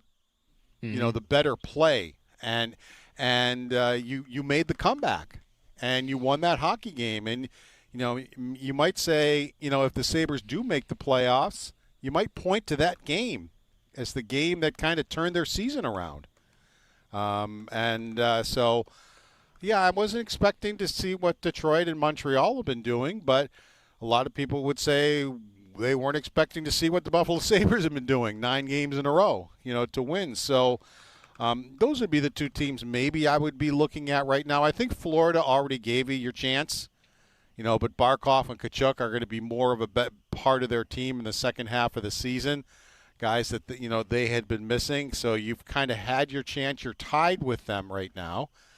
But I think Florida, once they get those players back, are going to jump in and be the Florida Panthers. And so I wouldn't – you never know. I mean, this is the NHL. Maybe you can stay with them and get ahead of them. But that wouldn't be the team that I was thinking that maybe you're going to be ahead of. Paul Hamilton with us. Paul, I believe, unless you know this, I think I saw that the Olympic rosters are supposed to be finalized tomorrow. I think they're going to be on the Today Show on Friday. Was it Friday maybe? Friday's maybe when they're announced and they were supposed to be finalized. Because I think when I saw that, I'm thinking I'm going to be traveling at some point. I'll be on my way to Columbus or something like that. But but that's this week. Whenever they announce / decide, that's supposed to be this week. Has there anything that's changed for you on Thompson's chances for Team USA this season, or even Tuck, maybe other guys around the team? Like, I think when the season began, it was Dahlin, we think, is definitely going to be on Sweden. Luukkonen had a chance for Finland, and Tage was in line for USA. Do you kind of feel the same way that you did before the year? Well, Tage is still on a 39-goal pace right now. He seems to be on a real streak. It's like he goes on these 6-game streaks where he scores, and then he goes on 6 games where he doesn't score. But right now he's on a streak that would have him for 39 goals this year. I think once he scored the golden goal, and he had a bunch of goals in the World Championship, I think that sealed it for him. I really don't think whether he played well or not in the regular season that it was going to matter for him. I think that kind of sealed his spot. I could be wrong, but I just, especially since Guerin was saying that guys who came to the World Championships maybe had a leg up on some other guys because they wanted they want U.S. players to be more serious about the World Championships and get more of the better players to go. Canada seems to be, I know Crosby went for it, and actually, remember Kane went for Team USA for a while. He was actually their captain for a bit. So, they and Tage was over there, and I think that earned him some points too. But I have been reading that Tuck has climbed the ladder, and a lot of people, when they're projecting what Team USA is going to do, I'm seeing Tuck on some of those projected rosters. I've seen that too. I think because the one guy that's not expected to carry over from the Four Nations tournament last year is Chris Kreider. And what role he played for them, he might be a little more physical than Tuck, but that was speed and penalty killing and a guy on the fourth line. And Tuck is going to penalty kill for you. And he's still got Trocheck is another one. Trocheck too. Yeah. Yeah, I could see. I mean, listen, I don't know that he'll make the team, but there might be a case for – is there a case for Samuelsson, the way he's played? He's been so good. I mean, I don't think he'll make it, but he's been so good this year. I don't think he will either because Team USA does have some very good defensemen. It would probably take some injuries for that to happen. I don't know if you guys would agree with this. I think if you said who would be the better hockey player for Team USA to have, I think it's Tuck over Thompson. I think he does more. Because of the role? Because of the role. He's one of the best penalty killers in the National Hockey League. He's had a couple of 36-goal years. So you know he can put the puck in the net. The way he swipes pucks from other players, he steals the puck from them and then turns it into transition offense the other way is excellent. So I don't know. I just think when you're in a tournament like that, in my opinion, Tuck might be the better player to have on your team if you're Team USA. We'll see. This week, we're going to start seeing some rosters unveiled. Paul Hamilton with us. Tomorrow, it's Sabres and Stars. Thank you, Paul. Take care, guys. Paul Hamilton on the Western Hotline. Buffalo, as he mentioned, by points percentage, they're in a spot. And I think if, a comet is coming to hit the earth, we need to start the playoffs tomorrow. I think they go by points percentage. So I think they'd be in. Yeah, I mean, if you remember from COVID year. Yeah, I think that's how they did it. Because the Sabres missed by a percentage that they could have made up the night that the season got canceled. So, good memories of the drought. Super. 803-0550 is the phone number. We haven't had a lot of calls today on the Bills matchups. Maybe we'll do that more later in the week. But if you got a thought on, I asked Howard earlier, if they're going to be the 6 or the 7, which they're the most likely to be the 6th. Yeah, but 7's still a chance too. 7's more likely than the 5. So that means you're playing either Jacksonville, Denver, or New England. And I wonder where people's interest lies on who you'd want to see. I think you could really answer any of the 3. And I feel like a lot of people have different answers on that. 803-0550 is the phone number. It's Jeremy and Joe. Jeremy is off and Nate is in on WGR.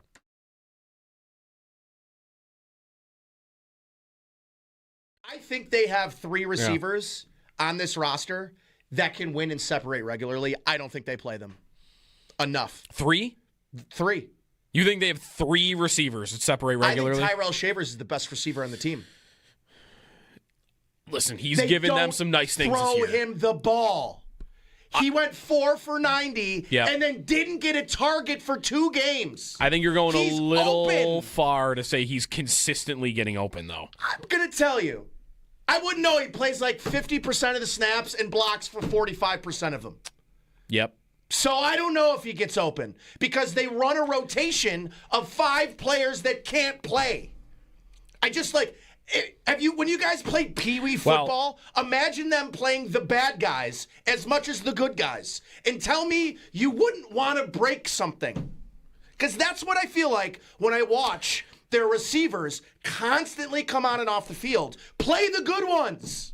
See, that might be where I differ from you a little bit. I don't think there is a combination in this group. I think the combo right now I don't think there is Cooks, Shavers, and Shakir. I'm going to agree with you. That's their best option. Yes. I don't think that's a good trio. I don't think it's good. I don't think it's good. It's not a good receiver. That's not a trio that gets you through. That's not the worst trio in the league. Do you know what is? Not far off. Homer, Shakir, and Coleman is the worst in the league to me. Shavers, I think, is to me become underrated because they don't throw it to him, and when they do, he makes plays. Throw him the ball. How about that? Just try. He gets 1 target yesterday, 2 targets. Maybe 3. 3. 2 for 36. Makes a great play down the field. It's insane what happens. And you know what? They throw the ball down the field. They get 2 big catches down the field and a pass interference. A pass interference, Joe. Mm-hmm. Do you know that teams, they make a living with that? Because they throw the ball down the field. Yep. I digress. Shavers is pretty good. They don't throw to him enough.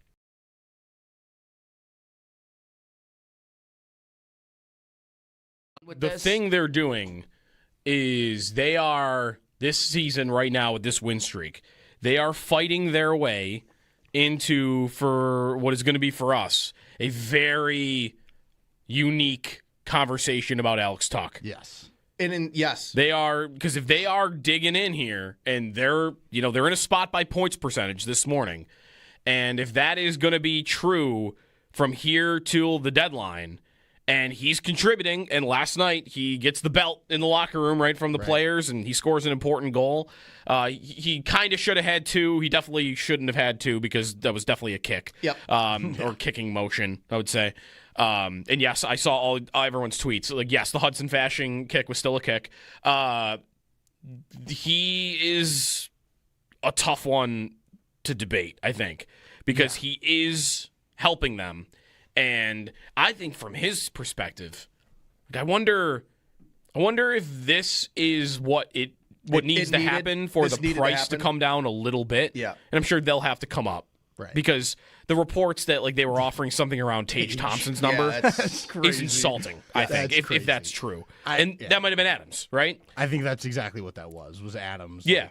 I'm going to just do this. But if the kid that grew up a Sabre fan is on the team that's about to look like it might actually finally break the drought, you're 30. I've always thought that part of it for Tuck, and money was always the talking point because the league cap is going up and players are getting more, Adrian Kempe and whatnot, that that's all true. But another part of it was, he's grew up a Sabre fan, but the guy is a 29-year-old veteran player who has been to the finals, has been to the playoffs multiple times, and I just thought you were going to need to give him evidence that he could win here before he would ever commit. And I think if you give him that evidence before the deadline, you're much more likely to get a more reasonable contract and meet in the middle. Because before, I just thought, I could be the biggest Sabre fan in the world, but am I going to sign up for the twilight years of my career to be on a team that I have no confidence in getting back to the postseason?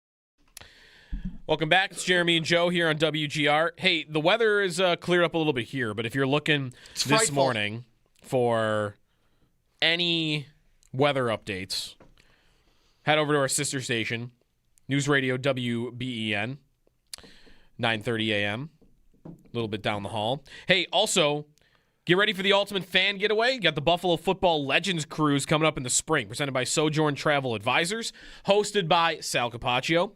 And join Thurman Thomas, Steve Tasker, Fred Jackson, Doug Flutie as well. They'll set sail from Miami May 10th through the 17th.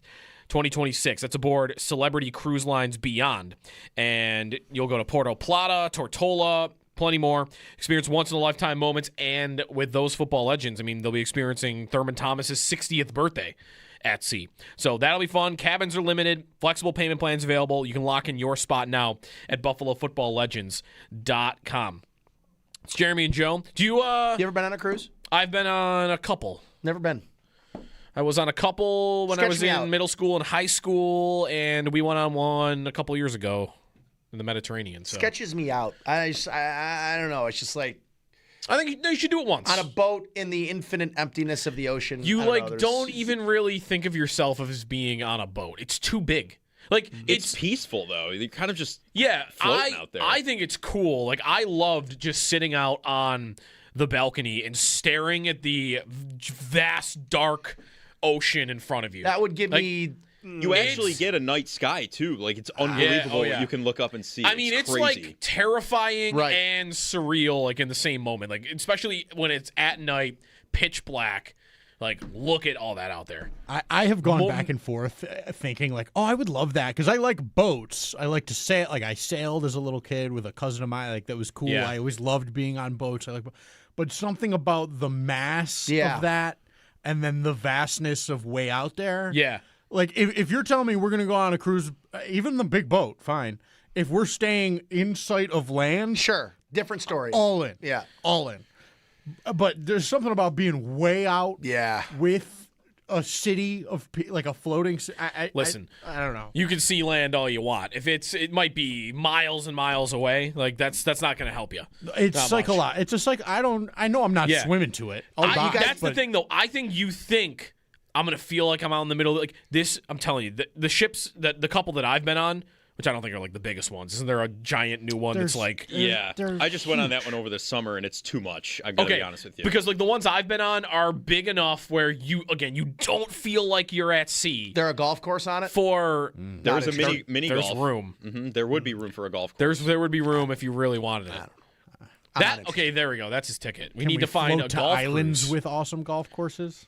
That too. That would be good. I just, you guys ever see that documentary about You're the in poop a pool cruise? on the yeah, I've seen that. That's why I'm just like, it just gives that me... happened one time. Didn't people get, when COVID started, there was a cruise ship that was like stuck at sea and for they 3 could months? not dock. Yeah. That was the poop cruise, wasn't it? That was the poop cruise. It was No, that there were two. There was that one, and then there was the other one where there were people testing positive for COVID on it. They had to like... They literally had to would test, not let people breathe. And that was like as it was beginning. That's my nightmare. You're talking about there are millions of cruises, and you're bringing up like the 2 times. I know. I'm sure other bad things. Or like the happen, one though. guy that Titanic's takes the gonna be the video. next Well, mentioned. Titanic. I was, there's a pretty famous one. Icebergs, brother. I don't mess with icebergs. Now it's over. I mean, we're Sure. talking about. You can't bring up the Titanic. I didn't take it here. I don't like them for other 100 reasons. years ago. Come on. They're fine. They're good. Food's good. You're in a pool. You don't even know you're Plus, at sea. let's be honest. They sank the Titanic on purpose. So, We've got Here we go. We've got over. Here we go. Let's go. Let's ride. I mean, we got, I don't know, 15. We could I talk didn't think about he that could top conspiracy if you guys punching want. Nick Sirianni. It's the most outrageous thing he could have said on the show today. If I and he's had a topped chance, it would be like right there. Like the hardest spot of the skull. Like right there. You don't want the temple shot? No. Put a poll up. More outrageous. Nate wanting to punch Nick Sirianni in the face or claiming Titanic was an inside job? I'm just saying. Jeez. It's crazy. Crazy thing, but J.P. Morgan hopped off that boat the last second.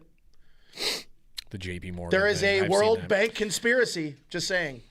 Aren't they going under or something? Isn't some bank? Yeah. Here we go. Let's go. How much are you into Let's go. We're already there. Let's just do it. How much are you into the college football playoff this week? You're into it? Because you're a Notre Dame fan. That's why I'm about the Titanic. That's why I'm asking you, because if you're into it, then everybody. I'm not going to watch 1 minute. I watched. Really? I watched 3 minutes of the Miami Texas A&M game, and well, it was a bad football game. And then was like, I'm vindicated. I mean, both these teams stink. They were good in September, and then they weren't good all year, and then we're surprised. The SEC is 2-4. We need to have we need to start dialogue about the SEC should never again have 5 teams in the college football playoff. They are the biggest frauds of we're the best conference. They are not the best conference. Missouri did not win a game against a team with a winning record this year. Well, they're not in the playoff though. So no, but it just goes to show you. Like I think they are just not a good conference, and they just get propped up because they have a deal with ESPN and Paul Feinbaum, and they're going to talk about the SEC the entire. Like Georgia's going to probably blow out Ole Miss. I think Miami might lose by 3 scores, and I don't think there's going to be any good games this weekend. That is something that I'm noticing about because I think maybe more people are the opposite way, but I am more into college football than ever, and I think it's because of the playoff. I just feel like more games, great. More games matter. I watched Duke and Virginia in the ACC championship game because, like, I know the ACC championship matters, but it mattered to me because of what it meant for the playoff. So I'm into it. But what I'm noticing when I'm watching is there are so many bad games. There are big spreads, and I think the allure of college football, like being so crazy on a week-to-week basis, is there are 1,000 games. So something crazy is bound to happen. When you have standalone games, it's not like the NFL, clearly. And all I'm rooting for this year in that tournament is I want close games. The national championship, have you seen the scores of the last like 7 national championships? Yeah. There hasn't been a good national championship in 7 years. Second half was good last year. Notre Dame made a game. So they lost by 11. That's the closest defeat anybody's had in 7 years. Yeah. The other scores are 44-16, 42-25, 52-24, 33-18, 65-7, and 34-13. TCU, right? Yeah. There hasn't been a good national championship in college football in 7 years. We do need a good one. I just think that there's not, like, Oregon, Texas Tech will probably be the best game. I think Indiana blows out Alabama. Okay. I think Georgia probably blows out Ole Miss, and I think the Oregon Texas Tech game could be close. I like that game. That's my favorite game of the week. I like Texas Tech in that game. Yeah. All right, some college football. That's tomorrow. Tomorrow, New Year's Eve, and then to New Year's. Do you know who plays in the Winter Classic this year? Yeah, I know it's in Florida. Florida. It's dumb. Panthers and Rangers. Stupid. It's actually on the 2nd. It's not on New Year's Day. I think it's stupid. Yeah. We got to get some news on that Buffalo outdoor game at some point for the 10-year anniversary. I don't know how far in the future they do that, but in the new stadium? Yeah, new stadium, 10-year anniversary. They should have. They'll do it. Excuse me, not 10, 20 year. They should have had it in the last year of the Bill Stadium. That was a miss by the league. I don't mind them waiting for the new stadium because then how long were they going to take to get to the new stadium? I'd rather go to an outdoor game in the new stadium. Oh, sure. I mean, really, just in general. Like, I don't know if you thought about this on Sunday. What the experience will be like for fans next year with the same weather you had on Sunday against Philadelphia. Yeah. If you are not in the first 20, 25 rows, I don't actually really know what that number is. I think it's around there. If you're not in those first 20, 25 rows, you're going to be dry. You're not getting rained on. Yeah. Like where I'm sitting next year, I will be totally dry. That would have been nice. Which, again, is weird how, like, the best, most expensive seats near the field are the ones you would get drenched. Oh. Right, the most expensive seats in the house. Seats. They're probably the most expensive. Seats, not suites. Yeah, I mean, there's premium seats. Maybe maybe you can find more. I mean, my dad's seats are, like, right around 20, 25 rows up. Yep. 15, 20. I mean, we got soaked. Yeah. And the worst part is, like, me freaking out at the 7:15 segment was basically me for 3 hours, just yelling. Yeah. Texting Eric Wood. Right. That poor guy. I mean, he probably got 30 texts during that game. Yeah. In my defense, he was feeding. He was stoking the fire a little bit. Yeah. He was poking the bear. He wanted me to get a little, animated. How much Sunday? How does the fact that the game has no stakes help Sunday or hurt it for being the last game at the stadium? Definitely hurts it. Because on one hand, I think I'm probably with you. The thing though that it does is it makes the whole day be about the final day at the stadium, right? And it really doesn't matter if they win or lose. Yeah, I also think it feels like a foregone conclusion they're going to win. If you were fighting for, like, the 1 seed and you lost and everyone's mad, then it's not really about the last day at the stadium. Right. Whereas this is all about that, right? Like, it's nothing. Like, really, I don't know if people care if they win at all.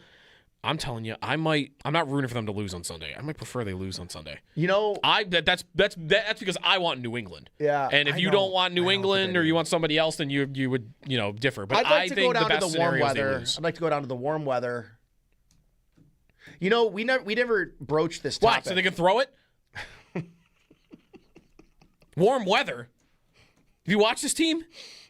Give me rain, slop. No. And a team that can't stop the run. That's what I want. That's their best. Isn't that their best game? Their best game is against a team that cannot stop the run in bad conditions. Fair? No? Yeah. I don't want 70 and sunny. 70 and sunny means I guess that's fine too.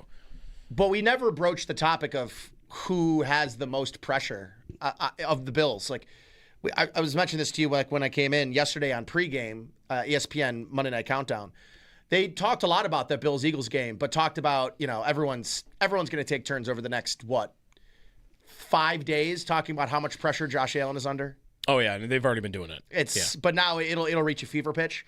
I do think, and I know some people won't agree with this, but I think of Bean, McDermott, and Allen, that Allen by far and away has the most pressure to break through this year. And it's because I don't think that Bean or McDermott are in danger of losing their jobs. Mm-hmm. I think it's because Allen, 20 years from now, we probably won't talk much about Bean and McDermott.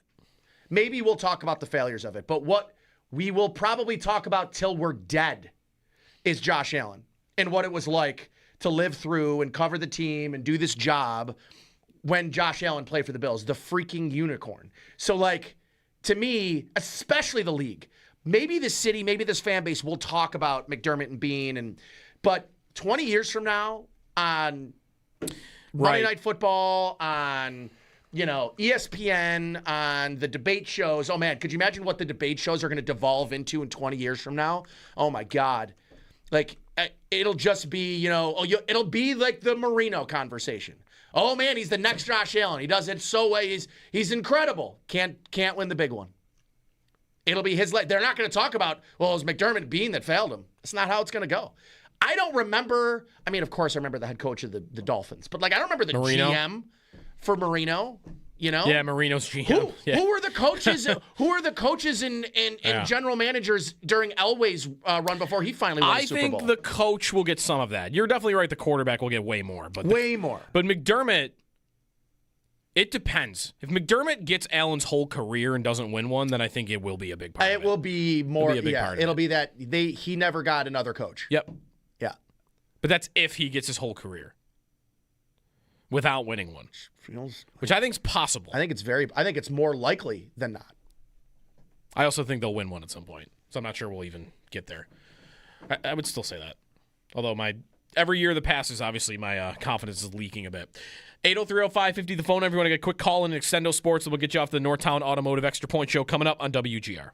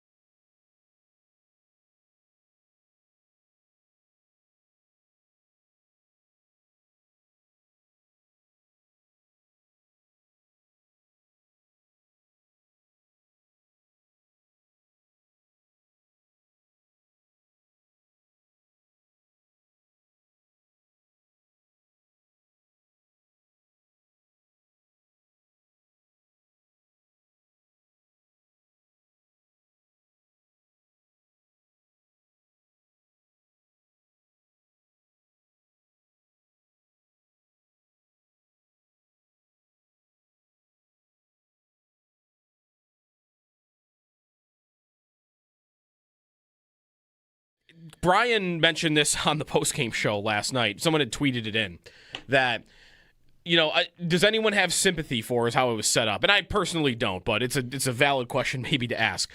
Or maybe just lay it out. Like, how do you feel if you're Kevin Adams right now? I mean, you feel terrible. Because you feel this terrible. is the team you built. Yes. Now, they might be motivated in a different way because of the GM change. And I thought that move was years too late. Yes. So I'm not trying to tell you that, oh, wait, they made a mistake because the team that built this team is no longer employed. But I could see why a guy would feel frustrated because your guys are, like, your blueprint is starting to come to fruition here. Right. At least this offseason's blueprint. There were a lot of other failed blueprints before that I think should have caused, a job change then.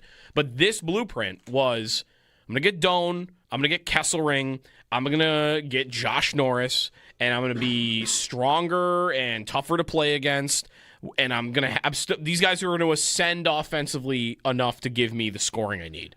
And all of that has really come to fruition. I think isn't that not telling you that they made a mistake. No, absolutely. Don't get me wrong. I agree. I think that there's two sides of what that, how to sort of think about that is like, he built a team, yes, but also his attitude, his clout, sure, there's more his to it. presence, of course. I think I think we're seeing it holding this team back in a significant way. Whether that was because the players didn't trust him to help them when they needed it, or it was they didn't have faith that the organization as a whole was committed to winning. Whatever the reason may be, his presence and representation was holding the team back, and you can't avoid that at this point. Yeah, look at what's happening. I think too, like if you saw the Unplugged or like the Sabres. The Embedded, yes. Do they still call it Embedded? I believe Beyond Blue and Gold? Yes. Beyond Blue and Gold, yes. is the Sabres one. Jarmo is just he's almost militant in his seriousness and his professionalism.